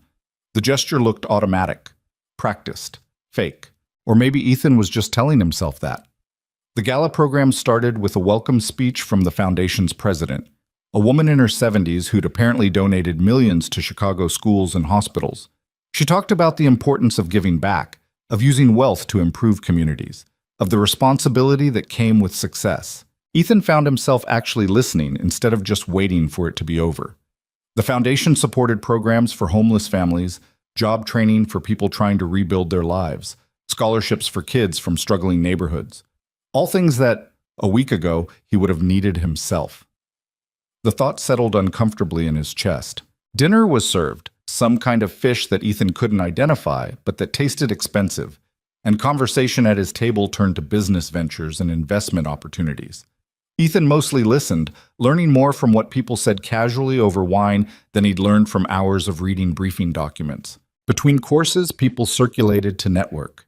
Ethan found himself shaking hands with a steady stream of executives and entrepreneurs, all of them wanting to introduce themselves to Jonathan Cole's heir. Some were genuinely warm, others obviously calculating what they could gain from the connection, but all of them treated him like he belonged here. It was surreal. Ethan Cole. The voice was familiar and unwelcome. Fancy seeing you here. Ethan turned to find Preston Hale standing behind him, champagne flute in hand, expression friendly but eyes calculating. Mr. Hale. Please, call me Preston. We're practically family, right? Both dating the same woman at different times. His smile didn't reach his eyes. I don't think that's how family works. No, I suppose not. Preston took a sip of champagne. Victoria told me about the lease situation. Sounds like you drove a hard bargain. I offered fair market terms. After humiliating her in front of her colleagues, Ethan set down his own glass carefully. I negotiated a business deal. If she felt humiliated, that's about her expectations, not my behavior. Come on, Ethan, you can drop the act with me. We both know what that meeting was about. Preston leaned closer, lowering his voice. You wanted her to see what she'd missed out on, wanted to rub her face in your sudden wealth. I get it. I probably would have done the same thing, but now you've made your point, so maybe it's time to move on? I have moved on. Have you? Because showing up here, dressed like that, knowing she'd be here, that doesn't look like moving on. That looks like you're still playing games. Heat flared in Ethan's chest. I was invited to this gala because my properties are major sponsors. I have every right to be here, whether Victoria likes it or not. Sure. Just like you had every right to personally handle that lease negotiation instead of letting your attorneys do it. Technically correct, but we both know the real motivation. Preston's expression hardened slightly. Look, I'm not trying to start something here. I'm just saying that Victoria's been through enough. She made a mistake with how she handled your breakup. She knows that. She's admitted it. But continuing to twist the knife isn't making you look good. Interesting advice from the man who was seeing her before we broke up. Preston's jaw tightened. That's not what happened. No? When did you two start exactly? That's between Victoria and me. Right. Well, here's what's between you and me. Nothing. We have no relationship, no connection, and no reason to keep talking. Enjoy your evening. Ethan turned and walked away before Preston could respond, his heart hammering. He made it to the bar and ordered a whiskey he didn't really want, trying to calm the anger burning through his veins. That looked tense. Marcus Brennan appeared beside him, ordering his own drink. Preston Hale? Yeah. He's a piece of work. Took over Hartman Enterprises from his father and immediately started cutting corners to boost profits. Your grandfather refused to do business with him after Preston tried to back out of a deal midway through. Called him a man without honor. Smart grandfather. The smartest. And for what it's worth, whatever he said to you, don't let it get under your skin. Men like Preston only have power if you give it to them. The keynote speech started before Ethan could respond, drawing everyone back to their tables. The speaker was a formerly homeless woman who'd built a successful business after getting help from one of the foundation's programs. Her story was powerful, genuine, and uncomfortably familiar. She talked about sleeping in her car with her kids, about choosing between food and gas, about the shame of needing help and the gratitude when she finally received it. Ethan thought about the laundromat bench and felt sick. After the speech, the foundation president announced the evening's fundraising goals and encouraged donations. A silent auction was happening in an adjoining room, with items ranging from vacation packages to artwork to private dinners with celebrities. People began moving around again as dessert was served, and Ethan found himself alone at his table while his table mates networked. He was considering leaving early, he'd made an appearance, that was enough, when Victoria appeared in the empty chair beside him. We need to talk, she said without preamble. No, we don't. Ethan, please. 5 minutes. I have nothing to say to you. Then just listen. She glanced around to make sure no one was paying attention, then leaned closer. What you're doing isn't fair. What am I doing? This. Showing up here, looking like that, making sure I see you living the life I thought you'd never have. It's cruel. Ethan finally looked at her directly. Up close, he could see the makeup covering dark circles under her eyes. Could see the tension in her jaw, the tight set of her shoulders. You want to talk about cruel? He asked quietly. Let's talk about telling a man counting quarters that he's small.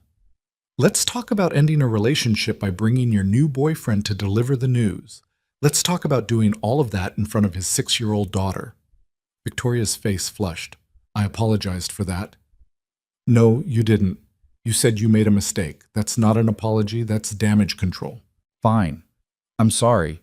I'm genuinely, truly sorry for how I handled things. I should have been kinder. I should have waited until we were alone. I should have what? Not left me? Not traded up for someone with a better bank account? That's not fair. You know our relationship was struggling before the money became an issue. Was it? Because from where I was sitting, things were fine until I lost my job. Then suddenly, every conversation became about my failures, my lack of ambition, my small life.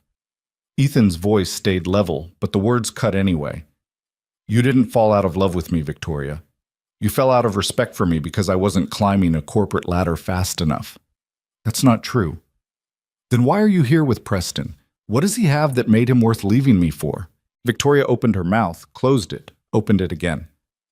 He understands the world I live in. The pressure, the expectations, the constant need to prove yourself. You never understood that. Because I was busy trying to keep my daughter fed. I know that. And I'm not saying you weren't trying. But Ethan, you have to see this from my perspective too. I worked so hard to build my career, to get where I am. And every time I'd come to your apartment and see you just accepting the situation, not fighting harder, not pushing yourself, it felt like I was watching you give up. I never gave up. I was surviving. It didn't look like surviving, it looked like surrendering. The words hung between them like smoke. Ethan stood up. This conversation is over. Wait, no! You've said enough. You've made it very clear how you saw me, how you still see me. The only difference now is that I have money, and suddenly that makes me worth your time again. But here's what you don't understand, Victoria.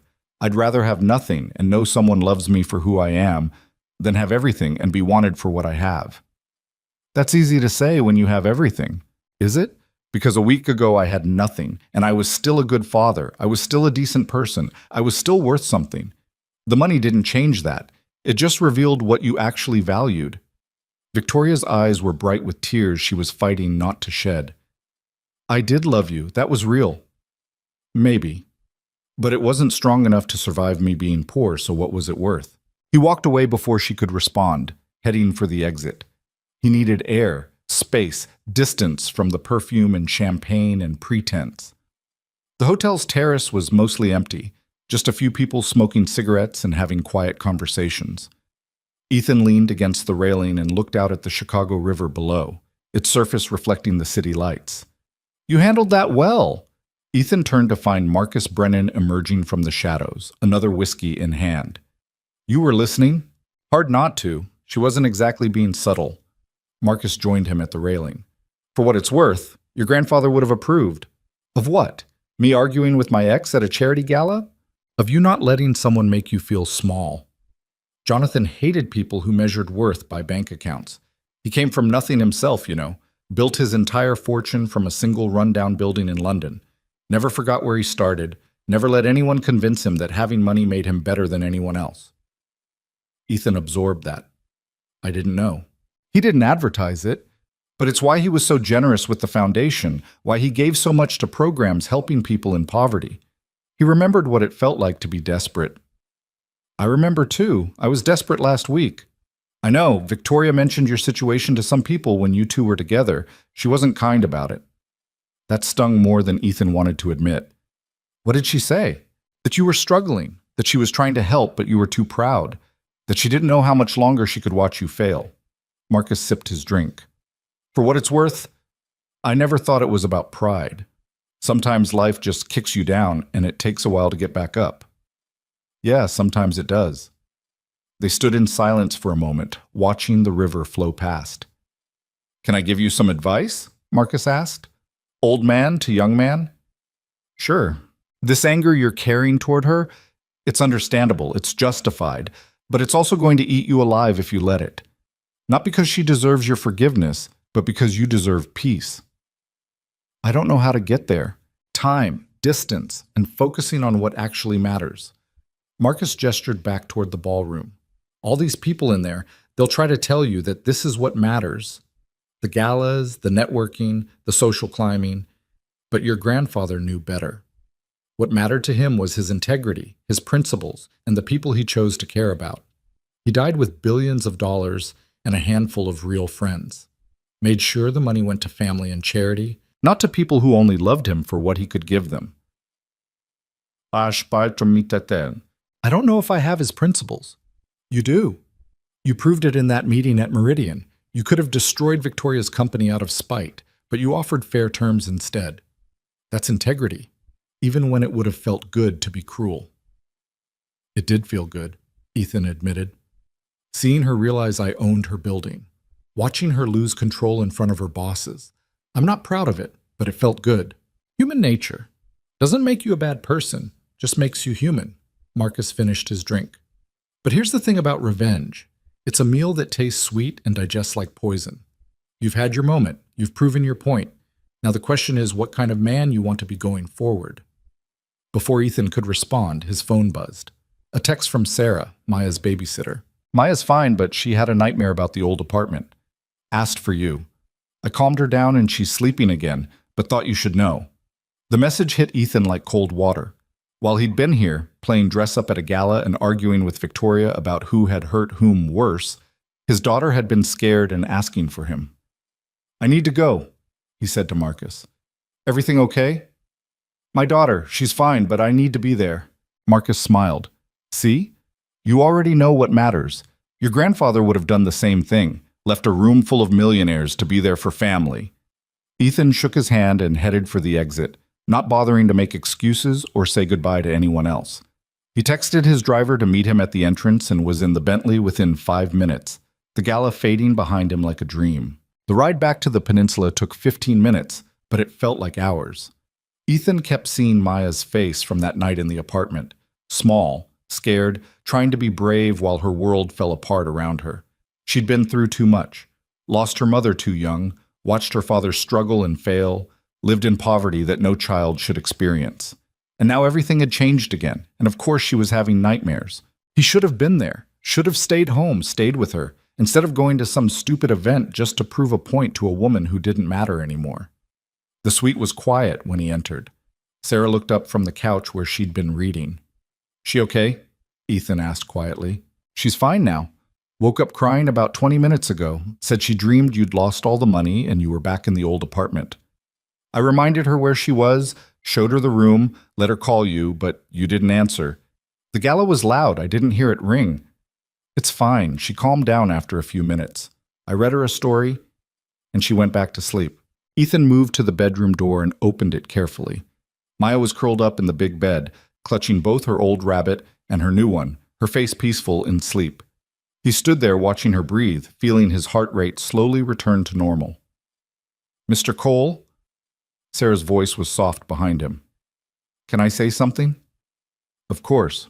I don't know what you've been through, and it's none of my business, but that little girl in there loves you more than anything in the world, more than this suite, more than new toys, more than all the money you could ever have. So whatever else is going on in your life, whatever you're dealing with, just make sure you don't lose sight of that. I won't, Ethan promised. After Sarah left, he changed out of the tuxedo and into sweatpants and a t-shirt, then climbed into bed next to Maya. She stirred and mumbled something, then rolled over and pressed against his side the way she used to when she was smaller. Daddy? Her voice was sleepy and small. I'm here, baby. You came back. I'll always come back. Promise? Promise. She sighed and settled back into sleep, one hand gripping his shirt like an anchor. Ethan lay there in the dark, listening to his daughter breathe, and thought about Marcus Brennan's words. What kind of man did he want to be going forward? Not the man who'd spent the evening at a gala measuring himself against Victoria's new boyfriend.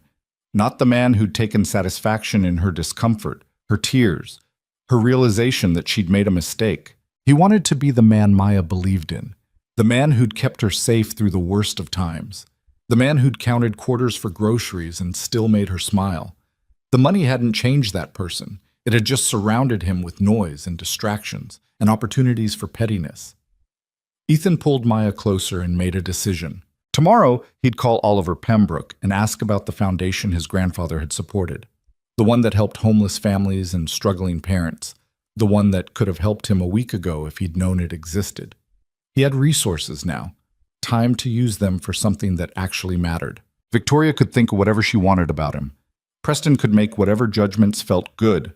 The people at the gala could gossip about the mysterious heir and his drama with his ex-girlfriend. None of it mattered compared to the 6-year-old sleeping against his shoulder, trusting him to keep the nightmares away. But even as Ethan closed his eyes and tried to sleep, he couldn't quite shake the image of Victoria's face when she'd said she loved him. The tears she'd fought back, the genuine pain in her voice. Had he been cruel? Had he twisted the knife when mercy would have been stronger? The questions followed him into uneasy dreams where he couldn't tell the difference between justice and revenge, between protecting himself and causing harm, between being the man he wanted to be and becoming someone he wouldn't recognize.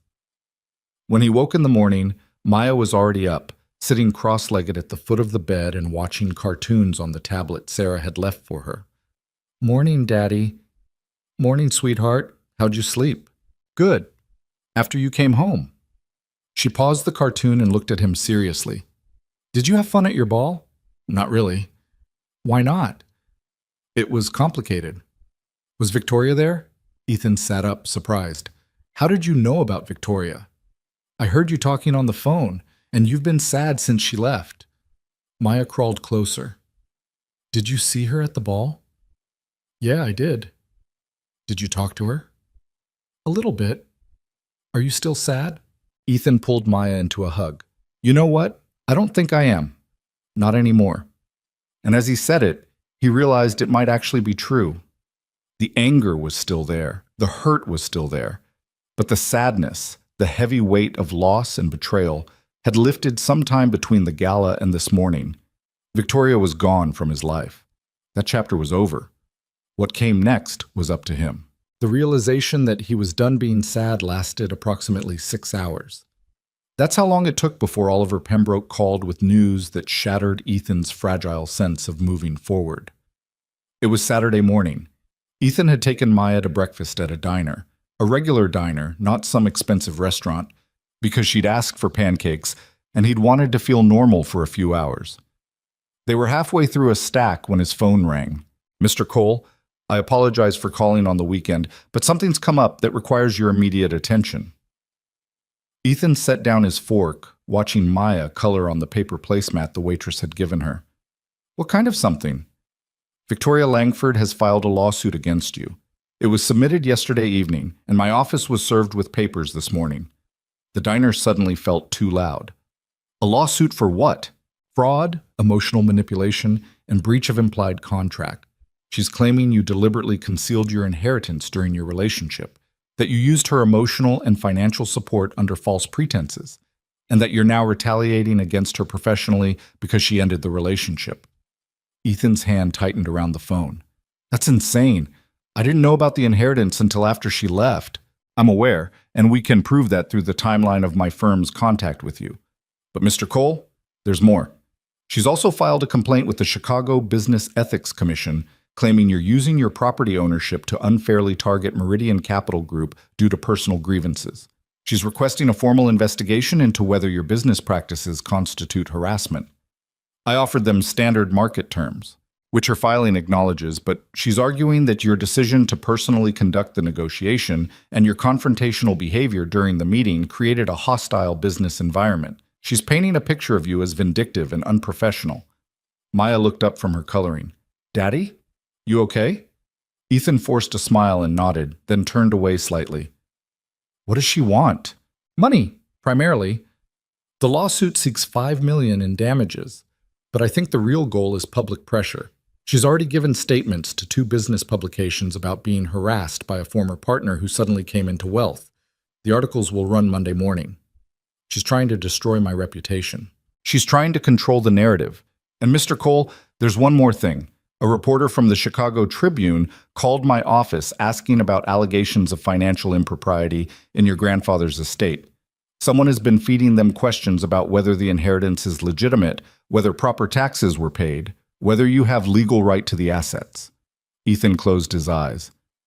Victoria, we don't know that for certain, but the timing is suspicious. The good news is that your grandfather's estate is immaculate. Every dollar documented, every tax paid, everything beyond reproach. But defending against these allegations will be time-consuming and expensive, and the mere existence of questions will create problems. What kind of problems? Reputation damage. Business partners who get nervous about association. Banks that become cautious about extending credit. You're new to this world, Mr. Cole, and perception matters enormously. If people start to believe you're involved in shady dealings or that you're unstable and vindictive, it will cost you opportunities. So she's trying to make me look as bad as possible.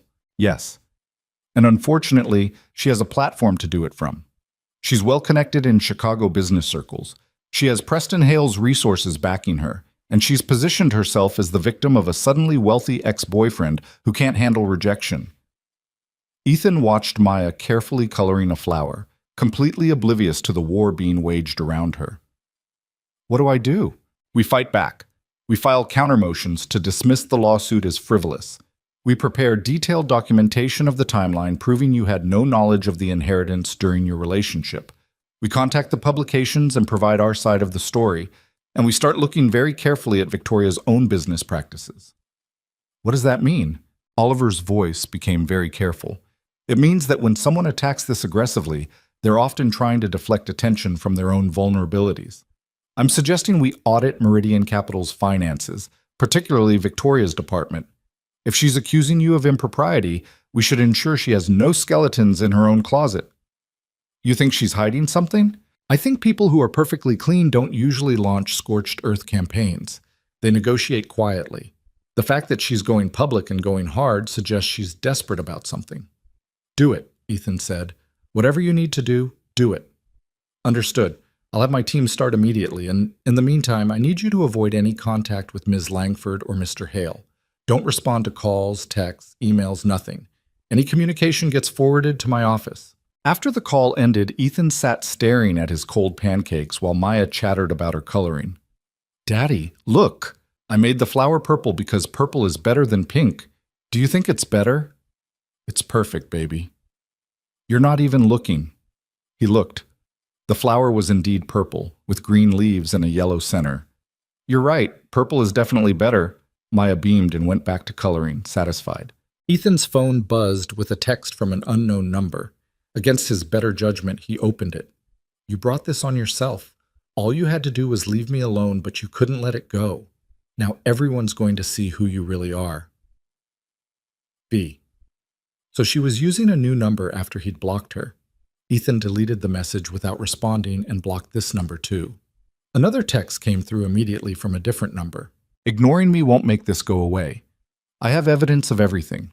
The way you ambushed me in that meeting, the way you've been stalking me at events, the threatening messages you sent. I've documented all of it. Threatening messages? Ethan scrolled back through their text history, the one he'd saved before blocking her original number, and found nothing that could remotely be considered threatening. Direct? Yes.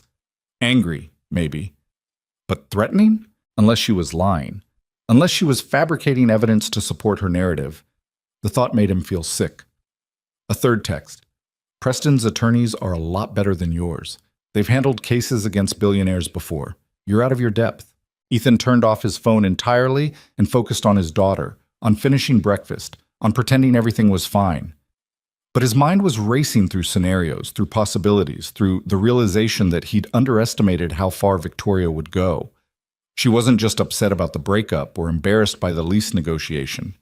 She was actively trying to destroy him. The weekend passed in a blur of phone calls with attorneys, reviewing documentation, and preparing statements. Oliver Pembroke's team worked around the clock, and by Sunday evening, they'd assembled a comprehensive defense package.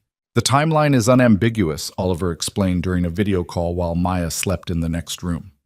My firm's first contact with you was at 3:07 a.m. on the night you were evicted. Miss Langford ended your relationship at approximately 6:30 p.m. that same evening. There is no possible scenario in which you knew about the inheritance before she left you. So her lawsuit is baseless.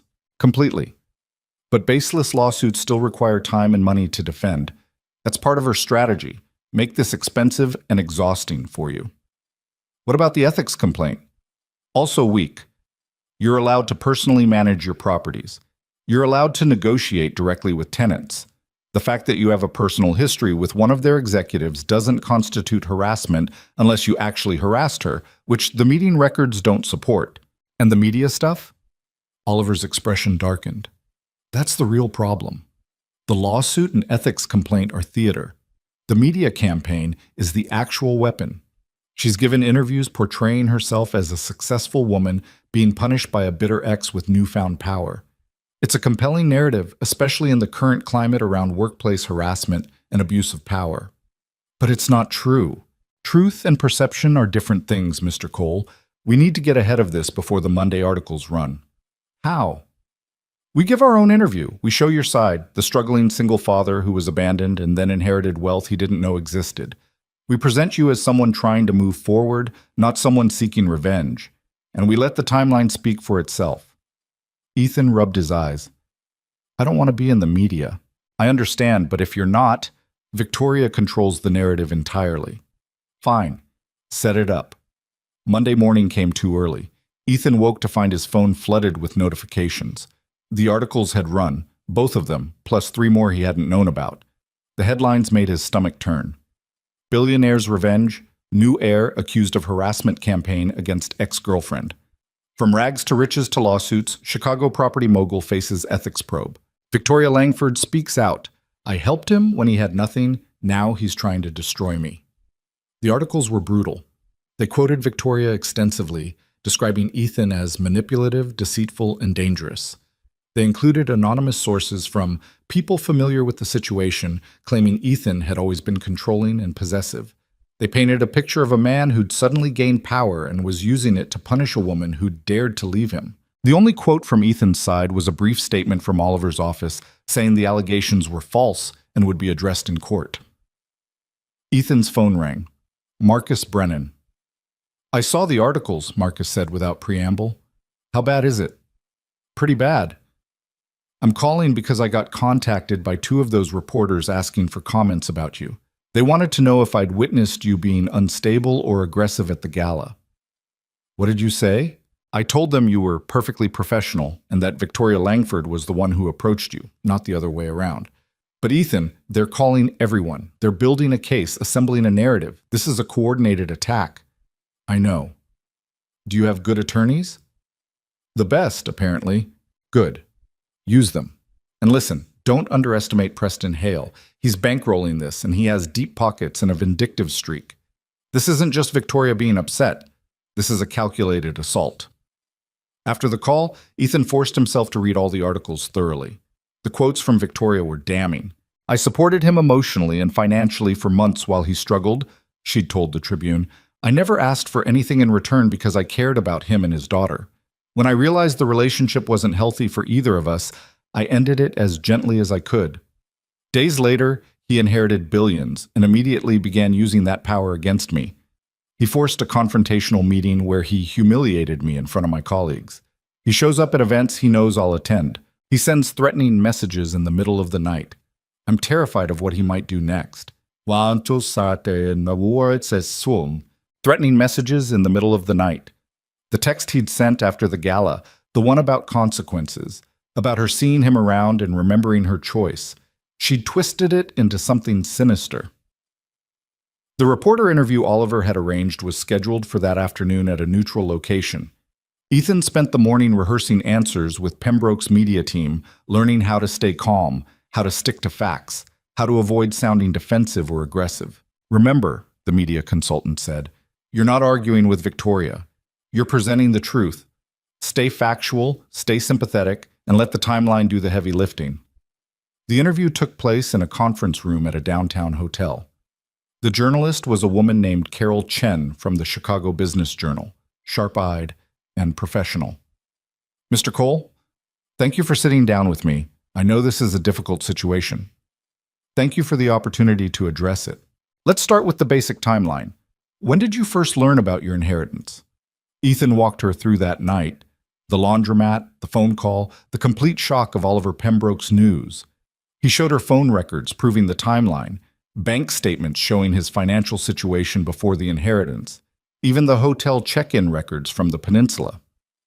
So you had no knowledge of this inheritance when Ms. Langford ended your relationship? None whatsoever.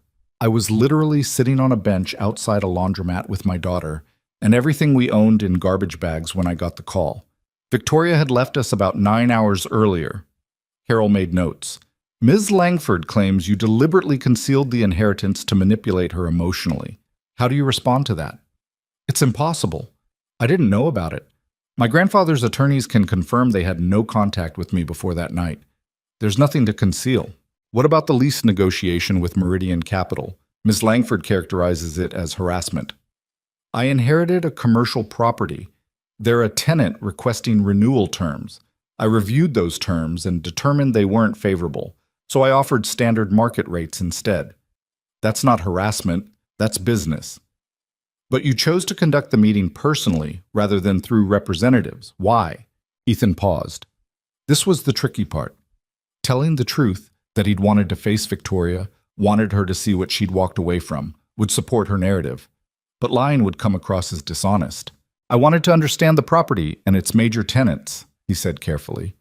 I'm new to this industry, and meeting face-to-face with significant stakeholders seemed like good practice.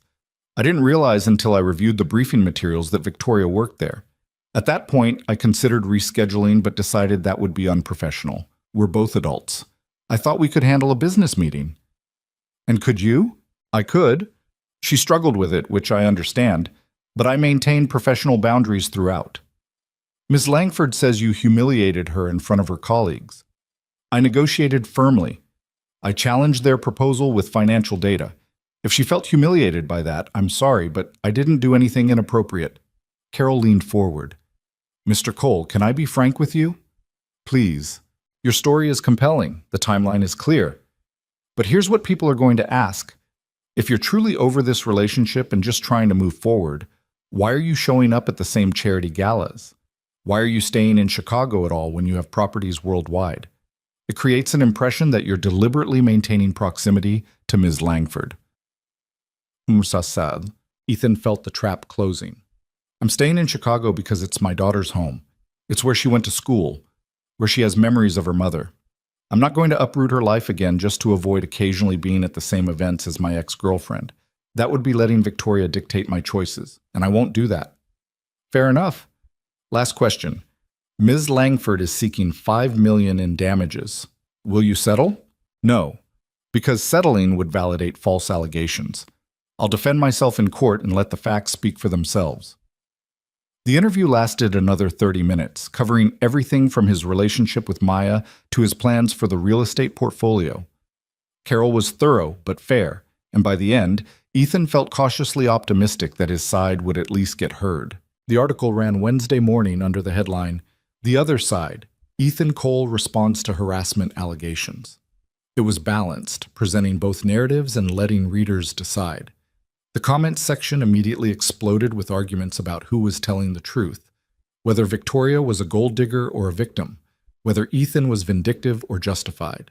But the court of public opinion was just noise. The real battle was happening in Oliver Pembroke's offices, where the legal team was building their defense. And on Thursday morning, they found something. "Mr. Cole, we need to meet immediately," Oliver said over the phone, his voice tight with controlled excitement. "We've discovered information about Miss Langford that changes everything." Ethan arranged for Sarah to watch Maya and took a car to Pembroke's office. The conference room was full. Oliver, the sharp-eyed attorney whose name he'd learned was Jennifer Costa, and two forensic accountants he didn't recognize. "What did you find?" Ethan asked. Jennifer opened a laptop and turned it toward him. "We conducted a comprehensive audit of Meridian Capital Group's financial records, focusing specifically on Victoria Langford's department operations over the past 3 years. What we found is systematic embezzlement." Ethan stared at the spreadsheet on screen. "What?" "Ms. Langford has been creating fake consulting contracts with shell companies she controls," one of the accountants explained. "The companies bill Meridian for services that were never rendered. Meridian pays the invoices, and the money ends up in offshore accounts linked to Ms. Langford." "How much?" "Approximately $2.7 million over 3 years. The number hit Ethan like a physical blow. She stole almost $3 million? Yes, and she was very careful about it. Amounts small enough not to trigger automatic audits, spread across multiple vendors, documented with falsified records. But once we started looking specifically at her department's expenses, the pattern became clear." Oliver leaned forward. "Mr. Cole, this is a federal crime. Wire fraud, tax evasion, corporate embezzlement. If we present this evidence to the authorities, Ms. Langford will face criminal prosecution. We're talking years in prison." Ethan sat back in his chair, his mind racing. Victoria had been stealing money while telling him he was the failure. He was the one dragging her down. He was the one who couldn't get his life together. She'd been committing felonies while climbing the corporate ladder and presenting herself as successful. "Does Meridian know?" he asked. "Not yet. This is privileged information we obtained through our investigation of your property's tenant. We're not obligated to report it, though we can if you choose. And if I don't report it, we use it as leverage in the lawsuit. We inform Ms. Langford's attorneys that we have evidence of her criminal activity, and we offer a deal. She drops all claims against you, issues a public retraction, and we don't pursue criminal charges. But she still gets away with stealing $3 million. From Meridian, yes. Though if you feel strongly about it, We can submit an anonymous tip to Meridian's compliance department separately from the lawsuit negotiations. Ethan looked at the spreadsheet again, at the careful columns of fraudulent invoices, at the evidence of Victoria's systematic deception. This was it. This was the weapon that would end everything. He could destroy her completely. Criminal charges, prison time, public disgrace. Everything she'd built would collapse. "What happens if I report this to the authorities directly?" he asked. Oliver exchanged glances with Jennifer. "She gets arrested, prosecuted, and likely convicted. The evidence is overwhelming. She'd probably take a plea deal for reduced sentencing, but she'd still serve time. Her career would be over. Her reputation would be destroyed. And the lawsuit against me would likely be dropped immediately once she's facing criminal charges. Hard to maintain a civil suit when you're being indicted." Ethan stood and walked to the window, looking out at Chicago stretched below. Somewhere in this city, Victoria was probably at her desk at Meridian, working, completely unaware that her entire life was about to implode. He thought about Maya's nightmare, about her fear that they'd lose everything again. Thought about Sarah's words, "That little girl loves you more than anything in the world." He thought about Marcus Brennan saying revenge was a meal that tasted sweet and digested like poison. "I want to talk to her," Ethan said. "Mr. Cole, I strongly advise against— I want to talk to her face to face, with attorneys present. I want her to know what we found, and I want to give her one chance to walk away from this cleanly." "Why?" Jennifer asked. "She's been trying to destroy you. She's been lying to the media, filing frivolous lawsuits, attempting to ruin your reputation. Why give her any chance at all?"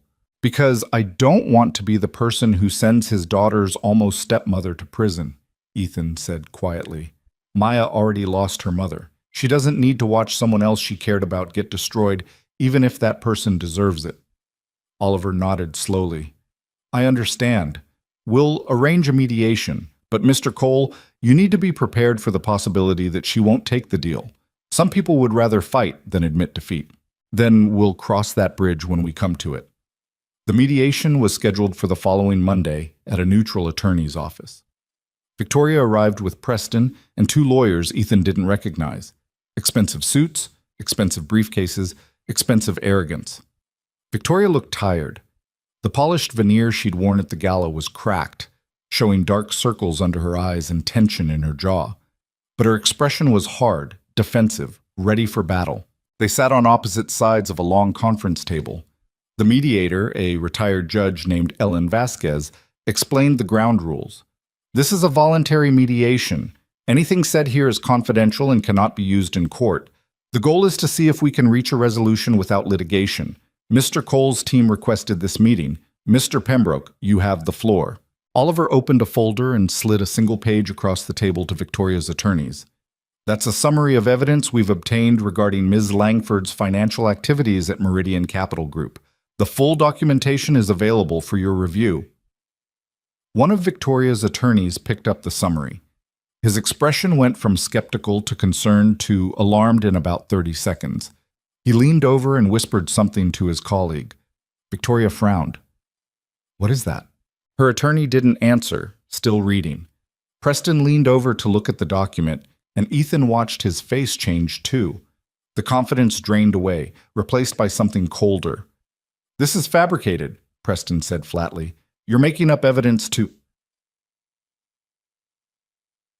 "It's not fabricated," Jennifer interrupted. "We have 3 years of documentation. Bank records, corporate filings, email correspondence with the shell companies, transaction histories. It's all real, it's all admissible, and it's all illegal." Victoria grabbed the summary from her attorney and read it herself. The color drained from her face. This isn't—" She looked at her attorneys. "They can't have this. This is private financial information. They don't have access to—" "We obtained it legally through our audit of Mr. Cole's property tenant," Oliver said calmly, "and we verified every detail. Ms. Langford, you've been embezzling money from your employer for 3 years. That's wire fraud, corporate theft, and tax evasion. Federal crimes with mandatory minimum sentences." The room went silent. Victoria's hands were shaking. She set down the paper and looked directly at Ethan for the first time since the mediation began. "You bastard," she whispered. "You did this. You went digging into my life to find something to use against me." "You filed a lawsuit against me," Ethan replied quietly. "You went to the media. You tried to destroy my reputation and my business. What did you expect me to do? Not this, not... Her voice broke. You're going to send me to prison. That's up to you, Oliver said. We're here to offer a deal.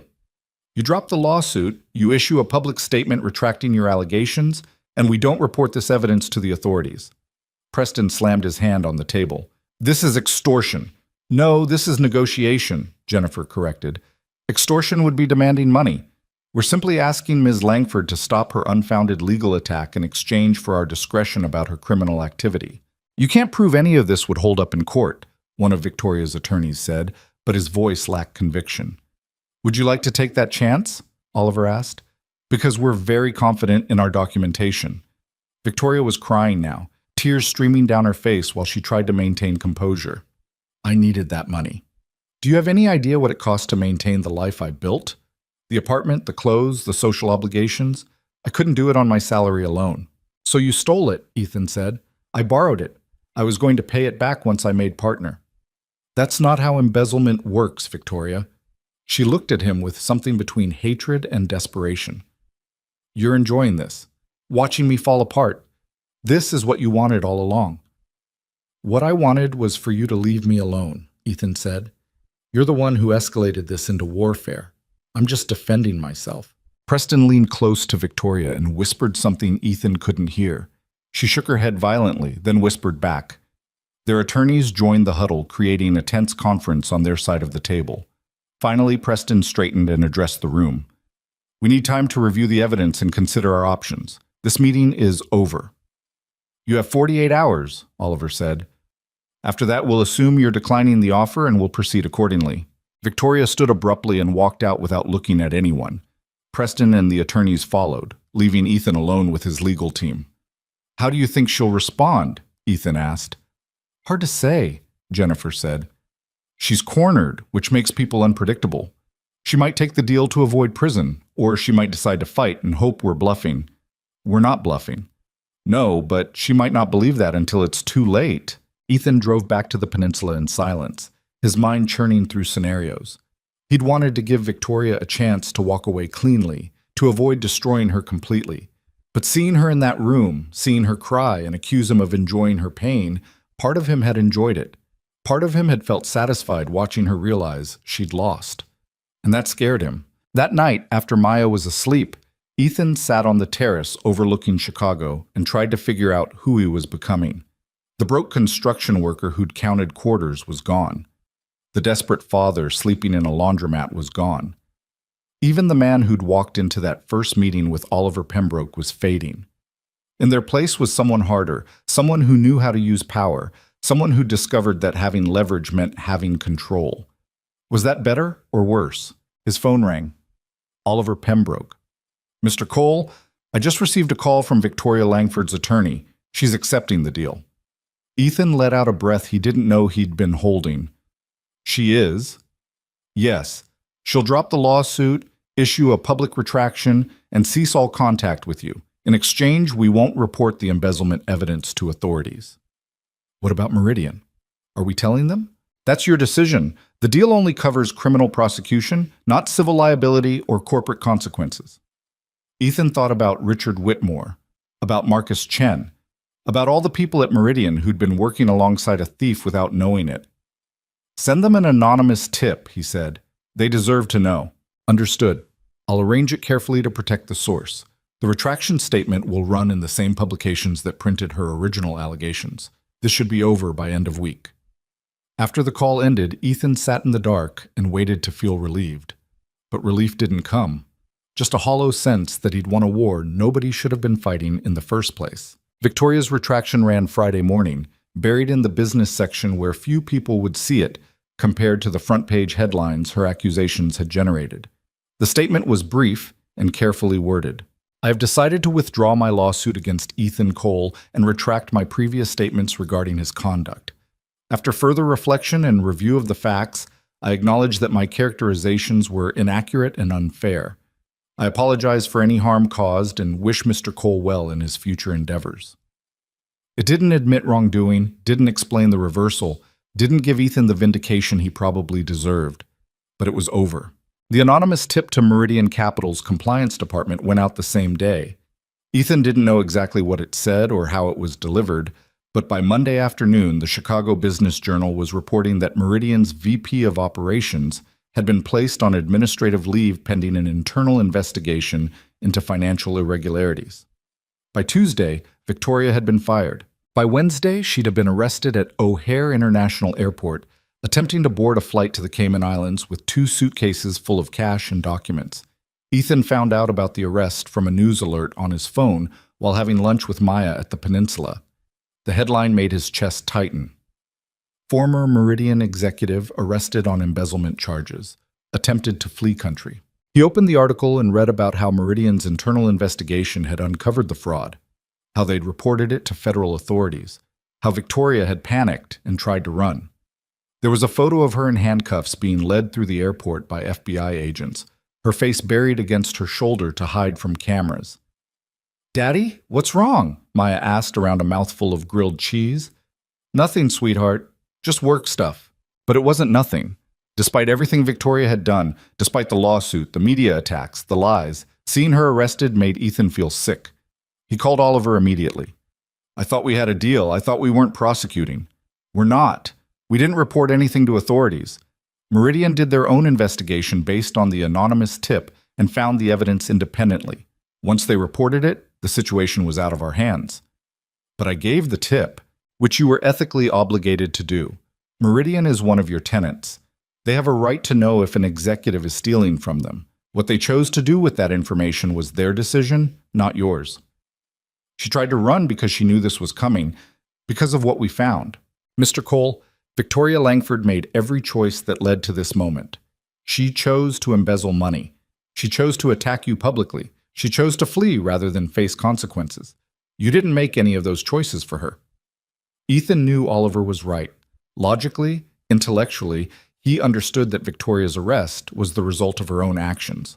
But emotionally, watching her get led away in handcuffs felt like something he'd caused. Like he'd set dominoes falling and now couldn't stop them. The news coverage was extensive. Reporters dug into Victoria's background, her relationship with Preston Hale, her rise through the corporate ranks. The narrative shifted from successful woman harassed by bitter ex to corporate criminal caught stealing millions. Preston gave one statement through his attorneys, distancing himself from Victoria and claiming he'd had no knowledge of her illegal activities. Within days, photos appeared of him with a different woman at a restaurant, already moving on. Ethan watched it all unfold from the Peninsula suite, feeling disconnected from everything. Maya noticed his mood and tried to cheer him up by performing an elaborate dance she'd choreographed herself. He applauded and smiled and pretended everything was fine. But that night, after she was asleep, he stood on the terrace and wondered if Marcus Brennan had been right about revenge digesting like poison. He'd won. Victoria's lawsuit was gone, her lies were exposed, her crimes were being punished. His reputation was intact, his business was secure, and his daughter was safe. So why did he feel like he'd lost something important? His phone buzzed. A text from an unknown number. "I hope you're happy. You destroyed me. You took everything. I hope it was worth it." Ethan stared at the message for a long time, then typed a response. "I gave you a chance to walk away. You chose to run instead. This isn't on me." The response came quickly. "You're right. It's not on you. It's on both of us. We both made choices that led here. But I'm the one in custody and you're the one in a penthouse, so I guess we know who won." Another message followed before Ethan could respond. "For what it's worth, I did love you. That was real. I was just too stupid and shallow to see what mattered until it was too late. I hope Maya grows up better than I turned out. She deserves that." The messages stopped. Ethan waited, but nothing else came through. He looked out at Chicago glittering below and thought about all the ways their choices had created this moment. Victoria's choice to value money over love, his choice to confront her publicly instead of walking away, her choice to fight back with lies, his choice to dig into her finances looking for leverage. Two people who'd once cared about each other had turned into weapons aimed at mutual destruction, and somehow Ethan had won that war while losing something he couldn't quite name. He deleted the messages, blocked the number, and went back inside where his daughter slept safely, surrounded by everything his grandfather's money could provide. It should have been enough. It would have to be enough.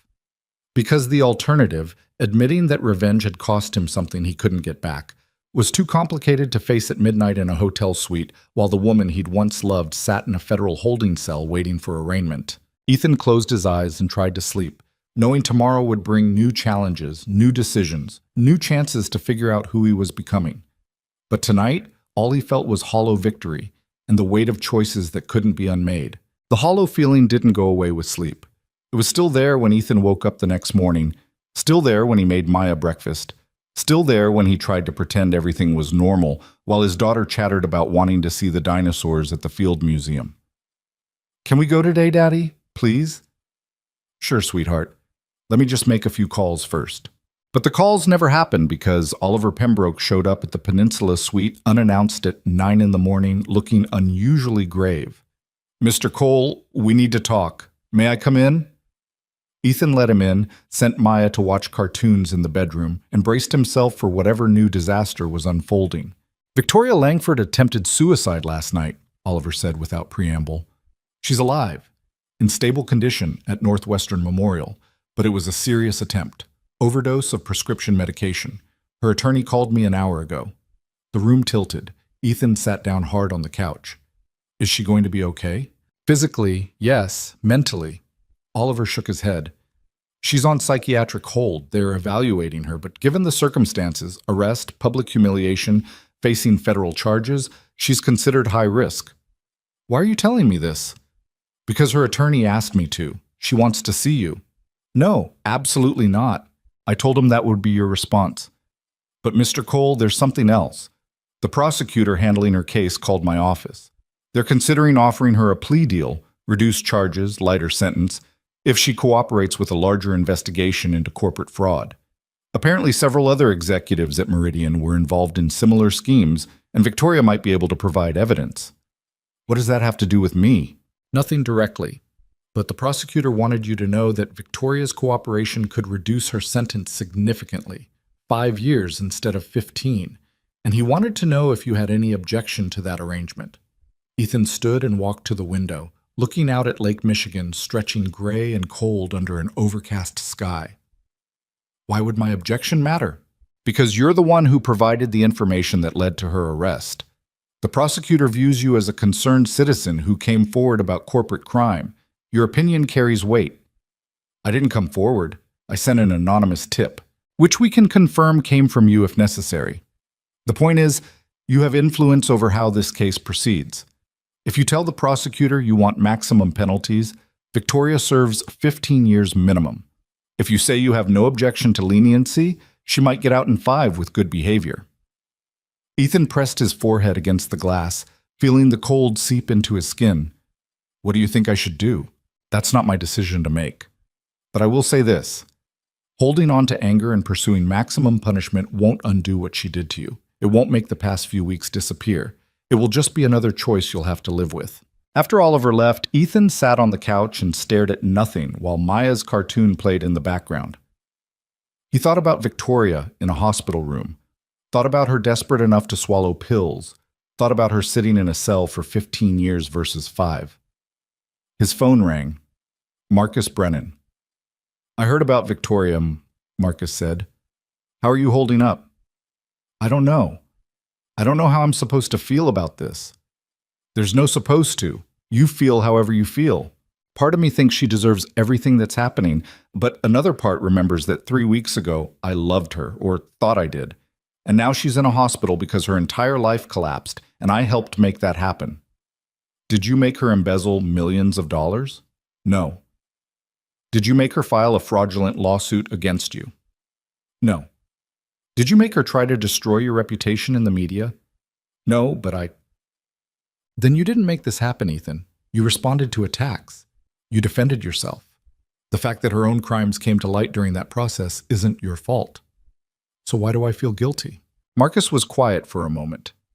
"Because you're a decent person.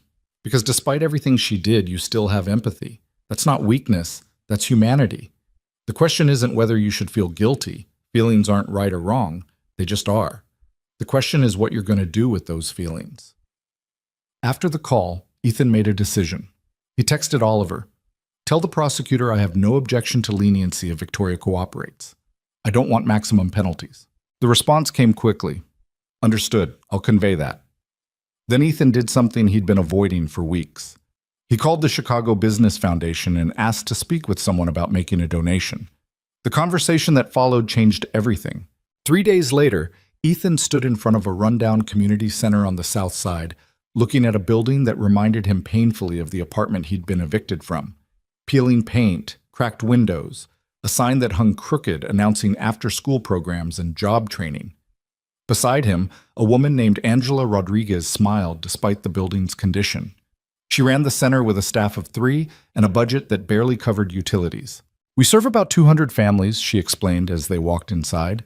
Single parents mostly, people working 2 or 3 jobs and still barely making rent. We provide childcare, tutoring, job placement assistance, whatever we can manage with what we've got. The interior was clean but worn. Donated furniture, outdated computers, walls that needed painting. But the space was full of life.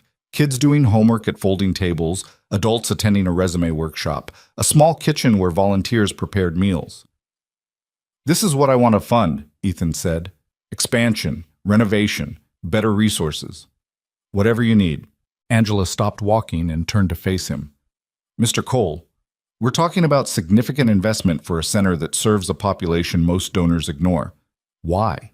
Because 3 weeks ago, my daughter and I were homeless. We slept on a bench outside a laundromat because I couldn't afford rent. The only difference between me and the people you serve is that I got lucky with an inheritance I didn't know existed. That luck could have gone to anyone. It happened to go to me. So I'm going to use it for something that actually matters. Angela's eyes filled with tears. How much are you thinking? How much do you need? They spent the next 2 hours going through budgets and wish lists. By the time Ethan left, he'd committed $5 million to renovating the center, expanding programs, and establishing an endowment for ongoing operations. It was the first thing that had felt right since the inheritance.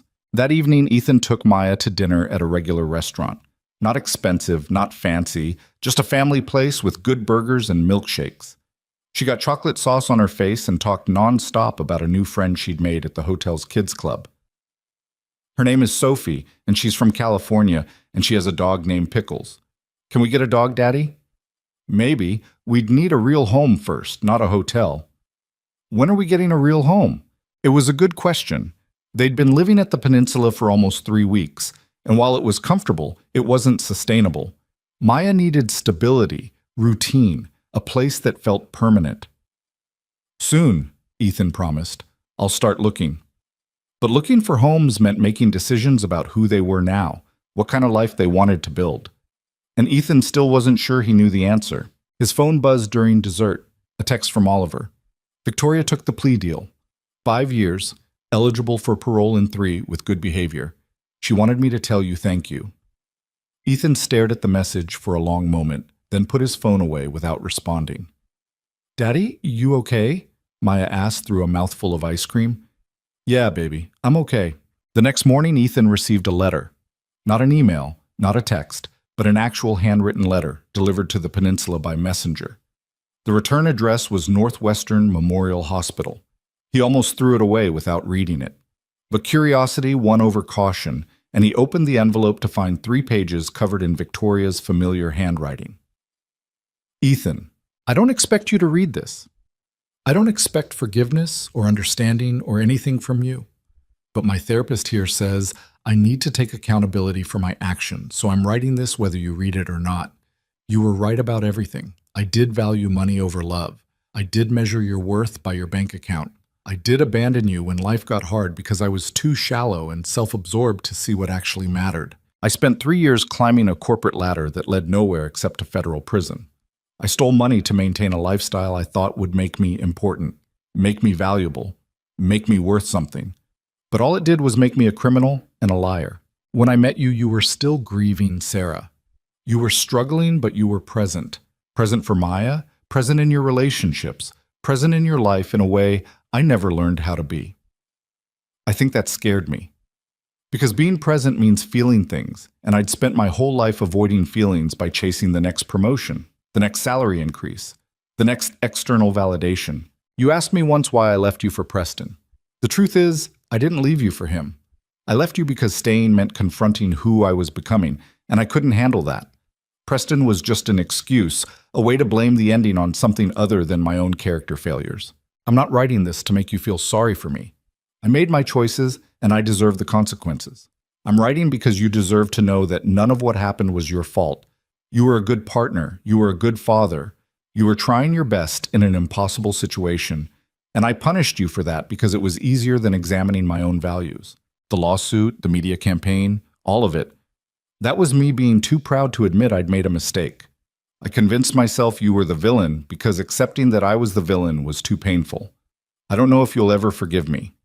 I'm not sure I'd forgive me if our positions were reversed, but I want you to know that I'm going to spend my time in prison trying to become someone better than the person who hurt you. Please tell Maya I'm sorry for not being the person she deserved. She's lucky to have you. Victoria Ethan read the letter 3 times, then folded it carefully and put it in his desk drawer. He didn't respond, didn't send a message back, didn't try to see her before she was transferred to federal custody. But he stopped feeling hollow about what had happened. Victoria's choices were hers. His choices were his. They'd both made mistakes, both caused harm, both had to live with the consequences. And that was enough of an ending.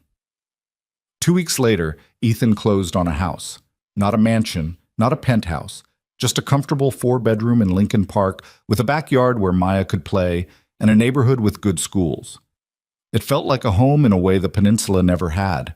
The day they moved in, Marcus Brennan stopped by with a housewarming gift, a bottle of expensive scotch, and a framed photo of Ethan's grandfather.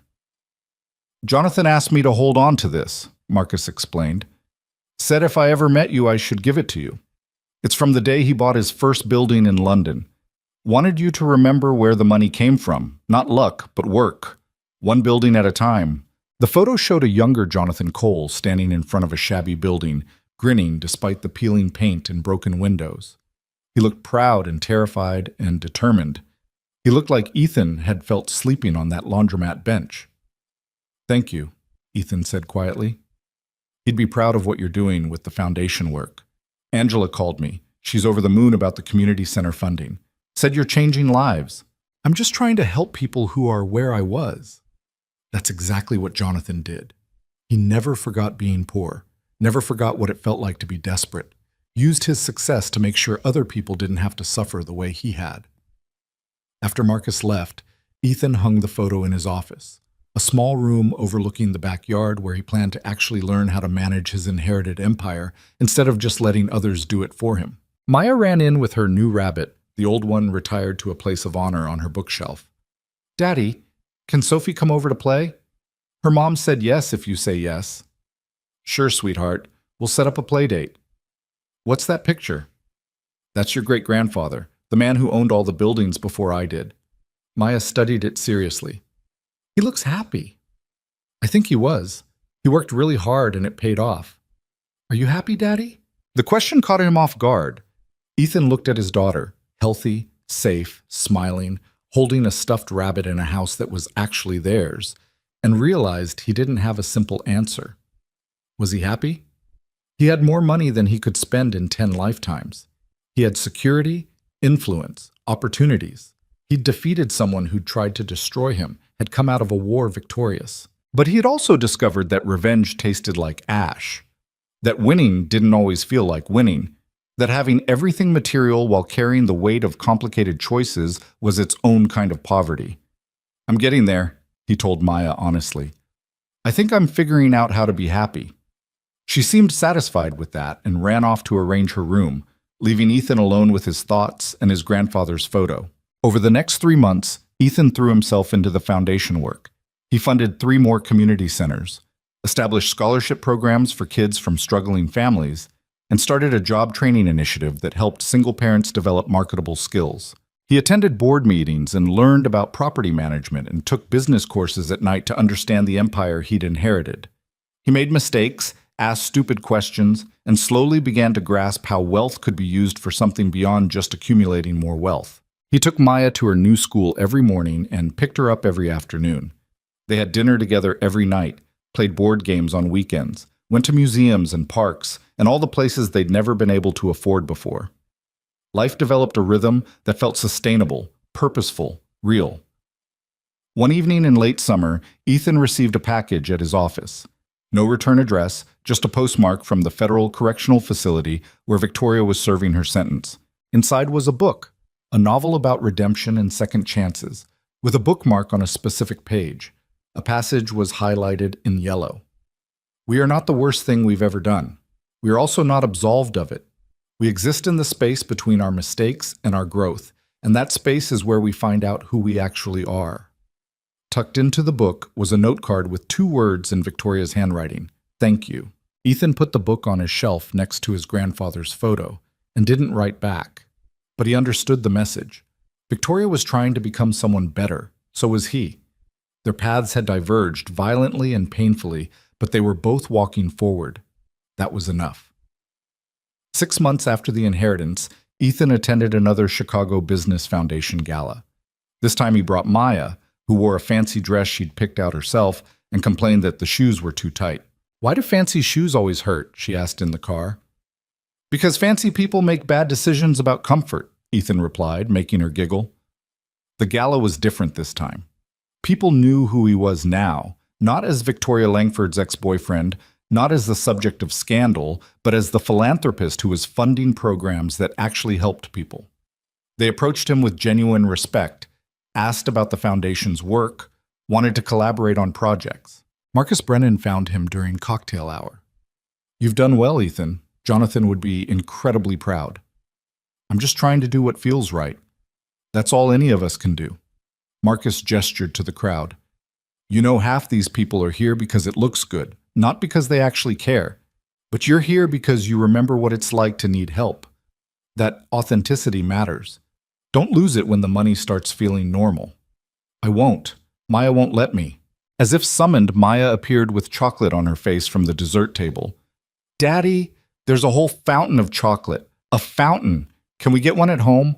"Absolutely not." "But we're rich.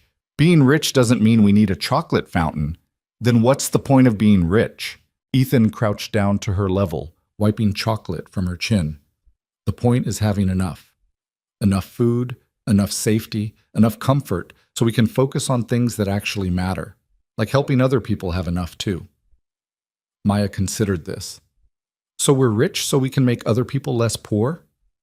"Something like that." "That's pretty cool, I guess. Can I still get a dog, though?" "We'll talk about it." Later that evening, during the speeches and presentations, the foundation president recognized Ethan's contributions. He stood while people applauded, feeling exposed and uncomfortable, but also strangely proud. "Mr. Cole's generosity has transformed our ability to serve families in crisis," she said. "His commitment to this work comes from personal experience and genuine compassion. We're honored to have him as a partner in our mission." Maya clapped the loudest, standing on her chair until Ethan gently pulled her down. After the gala, driving home through Chicago's familiar streets, Maya fell asleep in the back seat, clutching the small stuffed bear someone had given her. Ethan looked at her in the rearview mirror and thought about how far they'd come from that bench outside the laundromat. 3 weeks from homeless to billionaire. 3 months from bitter and angry to purposeful and engaged. 6 months from believing he'd lost everything to understanding he'd actually found something more valuable than he'd lost. Not happiness exactly. That was too simple a word for the complicated mix of guilt and purpose and grief and hope he carried. But something like peace. Something like meaning. The wealth hadn't changed who he was at his core. He was still the father who'd counted quarters for groceries, still the man who'd prioritized his daughter over pride, still the person who knew what desperation tasted like. But the wealth had given him choices. And the choices he'd made. To fund community programs, to help people who were struggling, to use his resources for something beyond himself.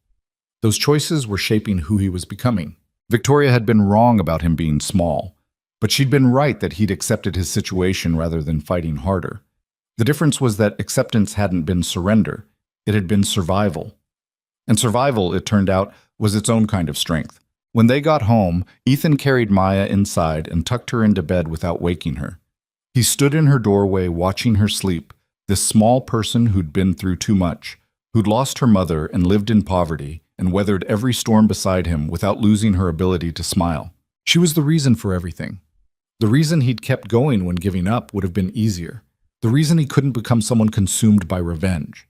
The reason he had to be better than his worst impulses. Ethan's phone buzzed. A text from Angela at the community center. Just wanted you to know we placed 3 more single parents in full-time jobs this week. One of them cried when she got the offer. She'd been living in her car with 2 kids. She has an apartment now. You made that happen. He read the message twice, then typed a response. She made it happen. We just gave her a chance. But as he sent it, he knew that wasn't quite true. Chances mattered. Resources mattered. Having someone believe in you when you'd stopped believing in yourself mattered. He'd gotten that chance through an inheritance he hadn't earned. Now he was trying to create chances for people who deserved them just as much. That night, Ethan sat in his office and opened his laptop to the Foundation's webpage. There was a form for people to apply for assistance, rent help, job training, childcare support, whatever they needed to stay afloat while building something better. He read through the applications that had come in that week. A woman who'd escaped an abusive relationship and needed first month's rent.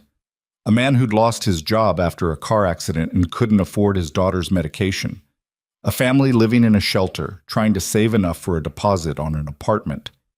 Each application was a story of people trying to survive, trying to keep going, trying to protect their families despite impossible circumstances. Each application was a version of himself 3 months ago. Ethan approved every single one, transferring funds that would have seemed like unimaginable wealth to him when he'd been counting quarters but were pocket change now. The math was obscene. The difference between poverty and stability was often just a few $1,000s, but that gap might as well have been a chasm for people without resources to cross it. He could cross it for them. Not fix everything, not solve poverty, not make the world fair. But he could build bridges for specific people at specific moments when bridges meant the difference between surviving and drowning.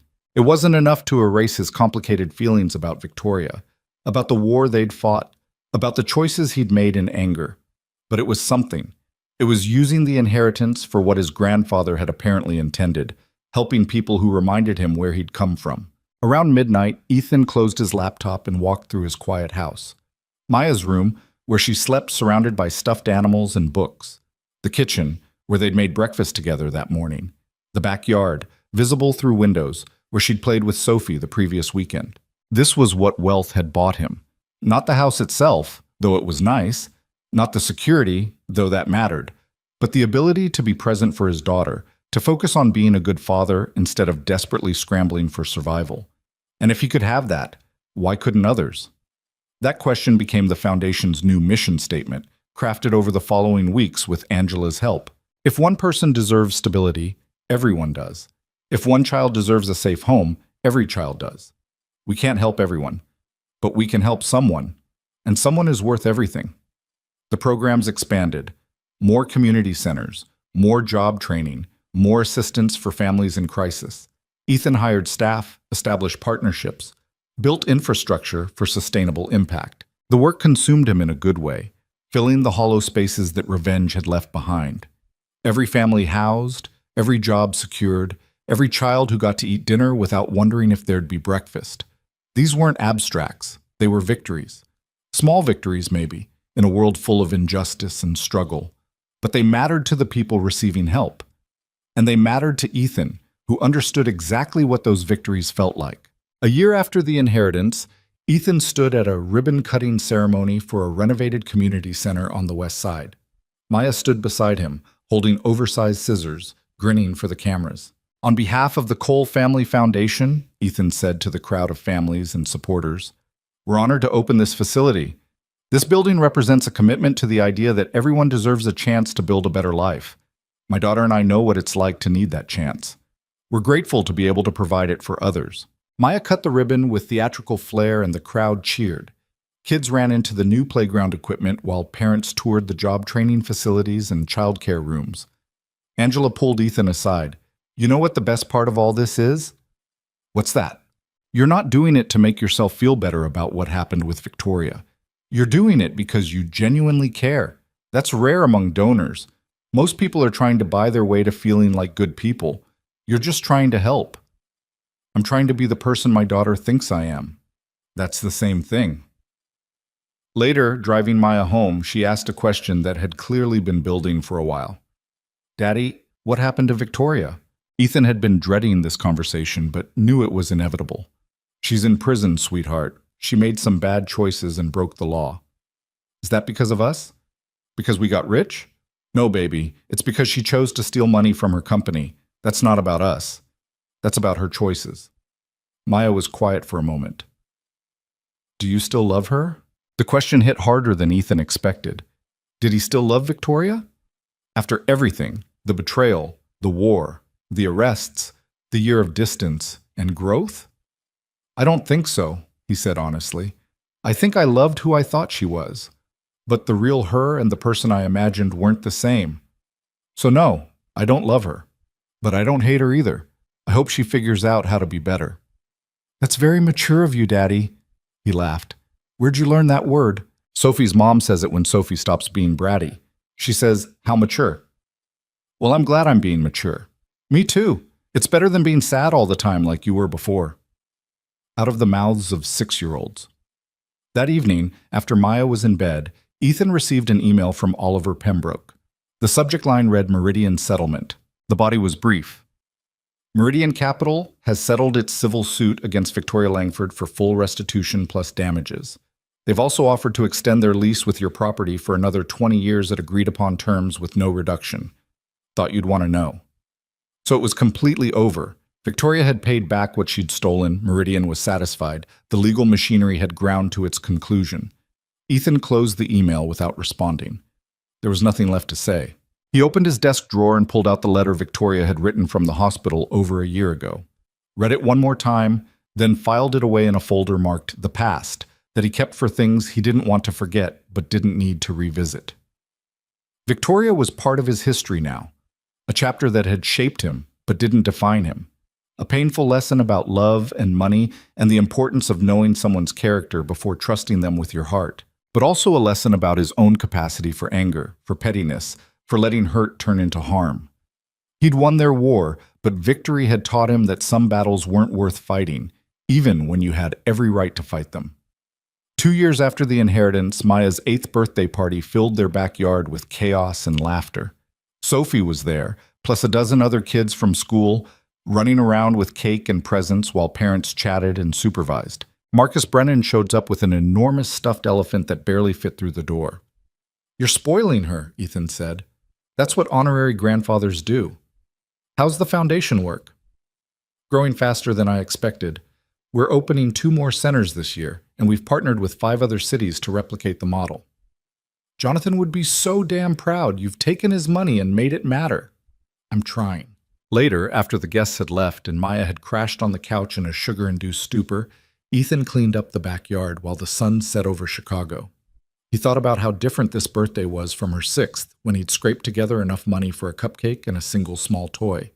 She'd been happy then, too, because she'd had him, and at that age, that was enough. The money had made life easier, safer, more comfortable. But it hadn't made Maya love him more. It hadn't made their relationship stronger. Those things had always been there, surviving poverty, because they were built on something money couldn't buy. That was the real lesson he'd learned from the inheritance. Wealth was a tool, nothing more. It could build or destroy, help or harm, elevate or corrupt. What mattered was what you chose to do with it. Victoria had chosen to use money to define her worth, to measure success, to determine who deserved her time and attention. That choice had destroyed her. Ethan had chosen differently. Not perfectly. He'd made mistakes, let anger guide choices he regretted, learned lessons the hard way. But ultimately, he'd chosen to use his resources to help people who were where he'd been. And that choice, more than the inheritance itself, was what made him feel wealthy in ways that actually mattered. His phone rang. An unknown number, which he normally didn't answer, but something made him pick up. Mr. Cole? This is Jennifer Martinez. I don't know if you remember me, but we met briefly at the community center opening last year. I remember. How can I help you? I just wanted to call and say thank you. The job training program you funded, I went through it, and I just got hired as an office manager at a law firm. It's the first real job I've had in 3 years. My kids and I have an apartment now. We're not in the shelter anymore. And it's because of what you built. Ethan's throat tightened. That's wonderful, Jennifer. I'm so happy for you. I just wanted you to know that what you're doing matters. You changed my life. You probably don't remember me specifically, but I'll never forget what your foundation did for us." After the call ended, Ethan stood in his backyard and let himself cry. Not from sadness, not from pain, but from the overwhelming realization that he'd found what he'd been searching for since the inheritance. Purpose. Meaning. A reason to have wealth beyond just having it. Victoria had been wrong about him being small. His life had never been small. It had been focused on what mattered.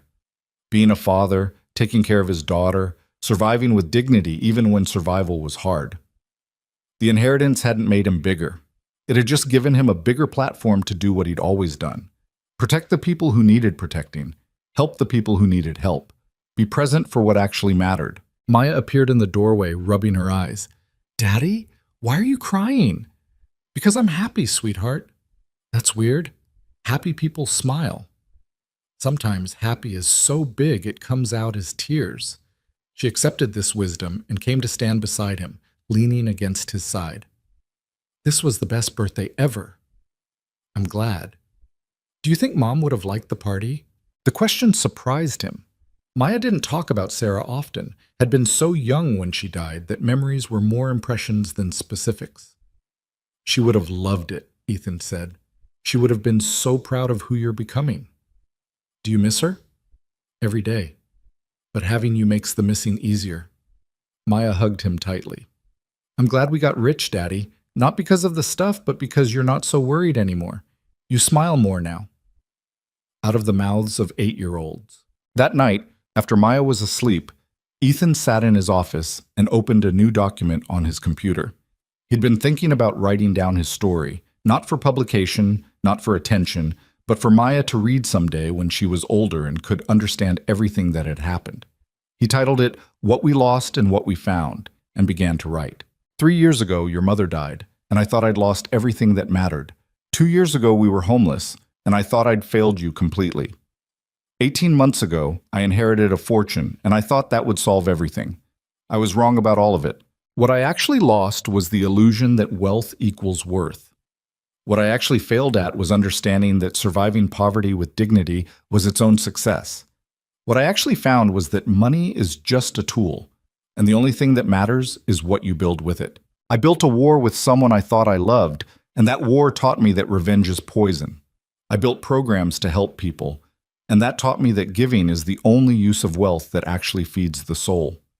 I built a life with you at the center of it, and that taught me that I'd always been rich in the only way that matters. I had someone to love who loved me back.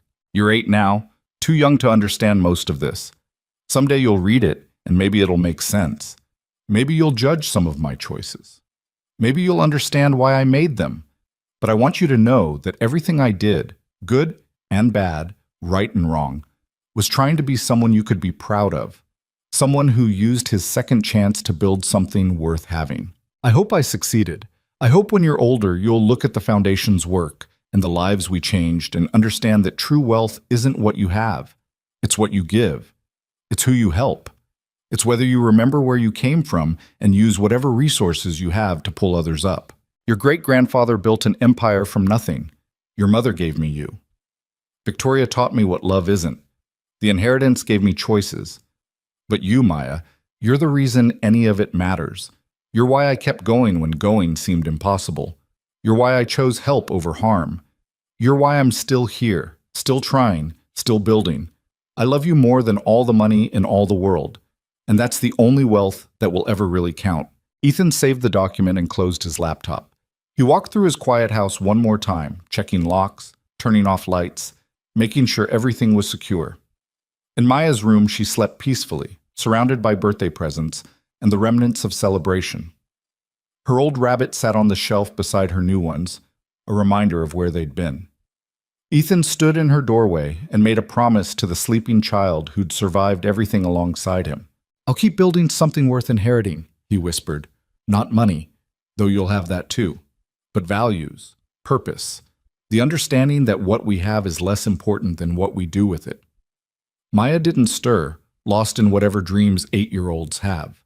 And Ethan turned away, walked to his own room, and fell asleep knowing that tomorrow he'd wake up and keep building. Keep helping. Keep choosing the harder right over the easier wrong. The inheritance had given him resources. Maya had given him purpose. The war with Victoria had given him wisdom. And somewhere in the combination of all three, he'd found something that looked a lot like redemption. Not for what he'd done wrong, those mistakes were his to carry, but for the chance to become someone better than his worst moments, someone defined by his choices going forward rather than his pain looking back. The story didn't have a perfect ending because life doesn't work that way. Victoria was still in prison, still paying for her crimes. Ethan still carried guilt about the role he'd played in her downfall. The foundation helped people but couldn't help everyone. Money solved some problems but created others. But in the messy, complicated, imperfect reality of it all, Ethan had found peace, had found purpose, had found a way to honor his grandfather's legacy, his wife's memory, and his daughter's faith in him. And that was enough. That was wealth. That was everything.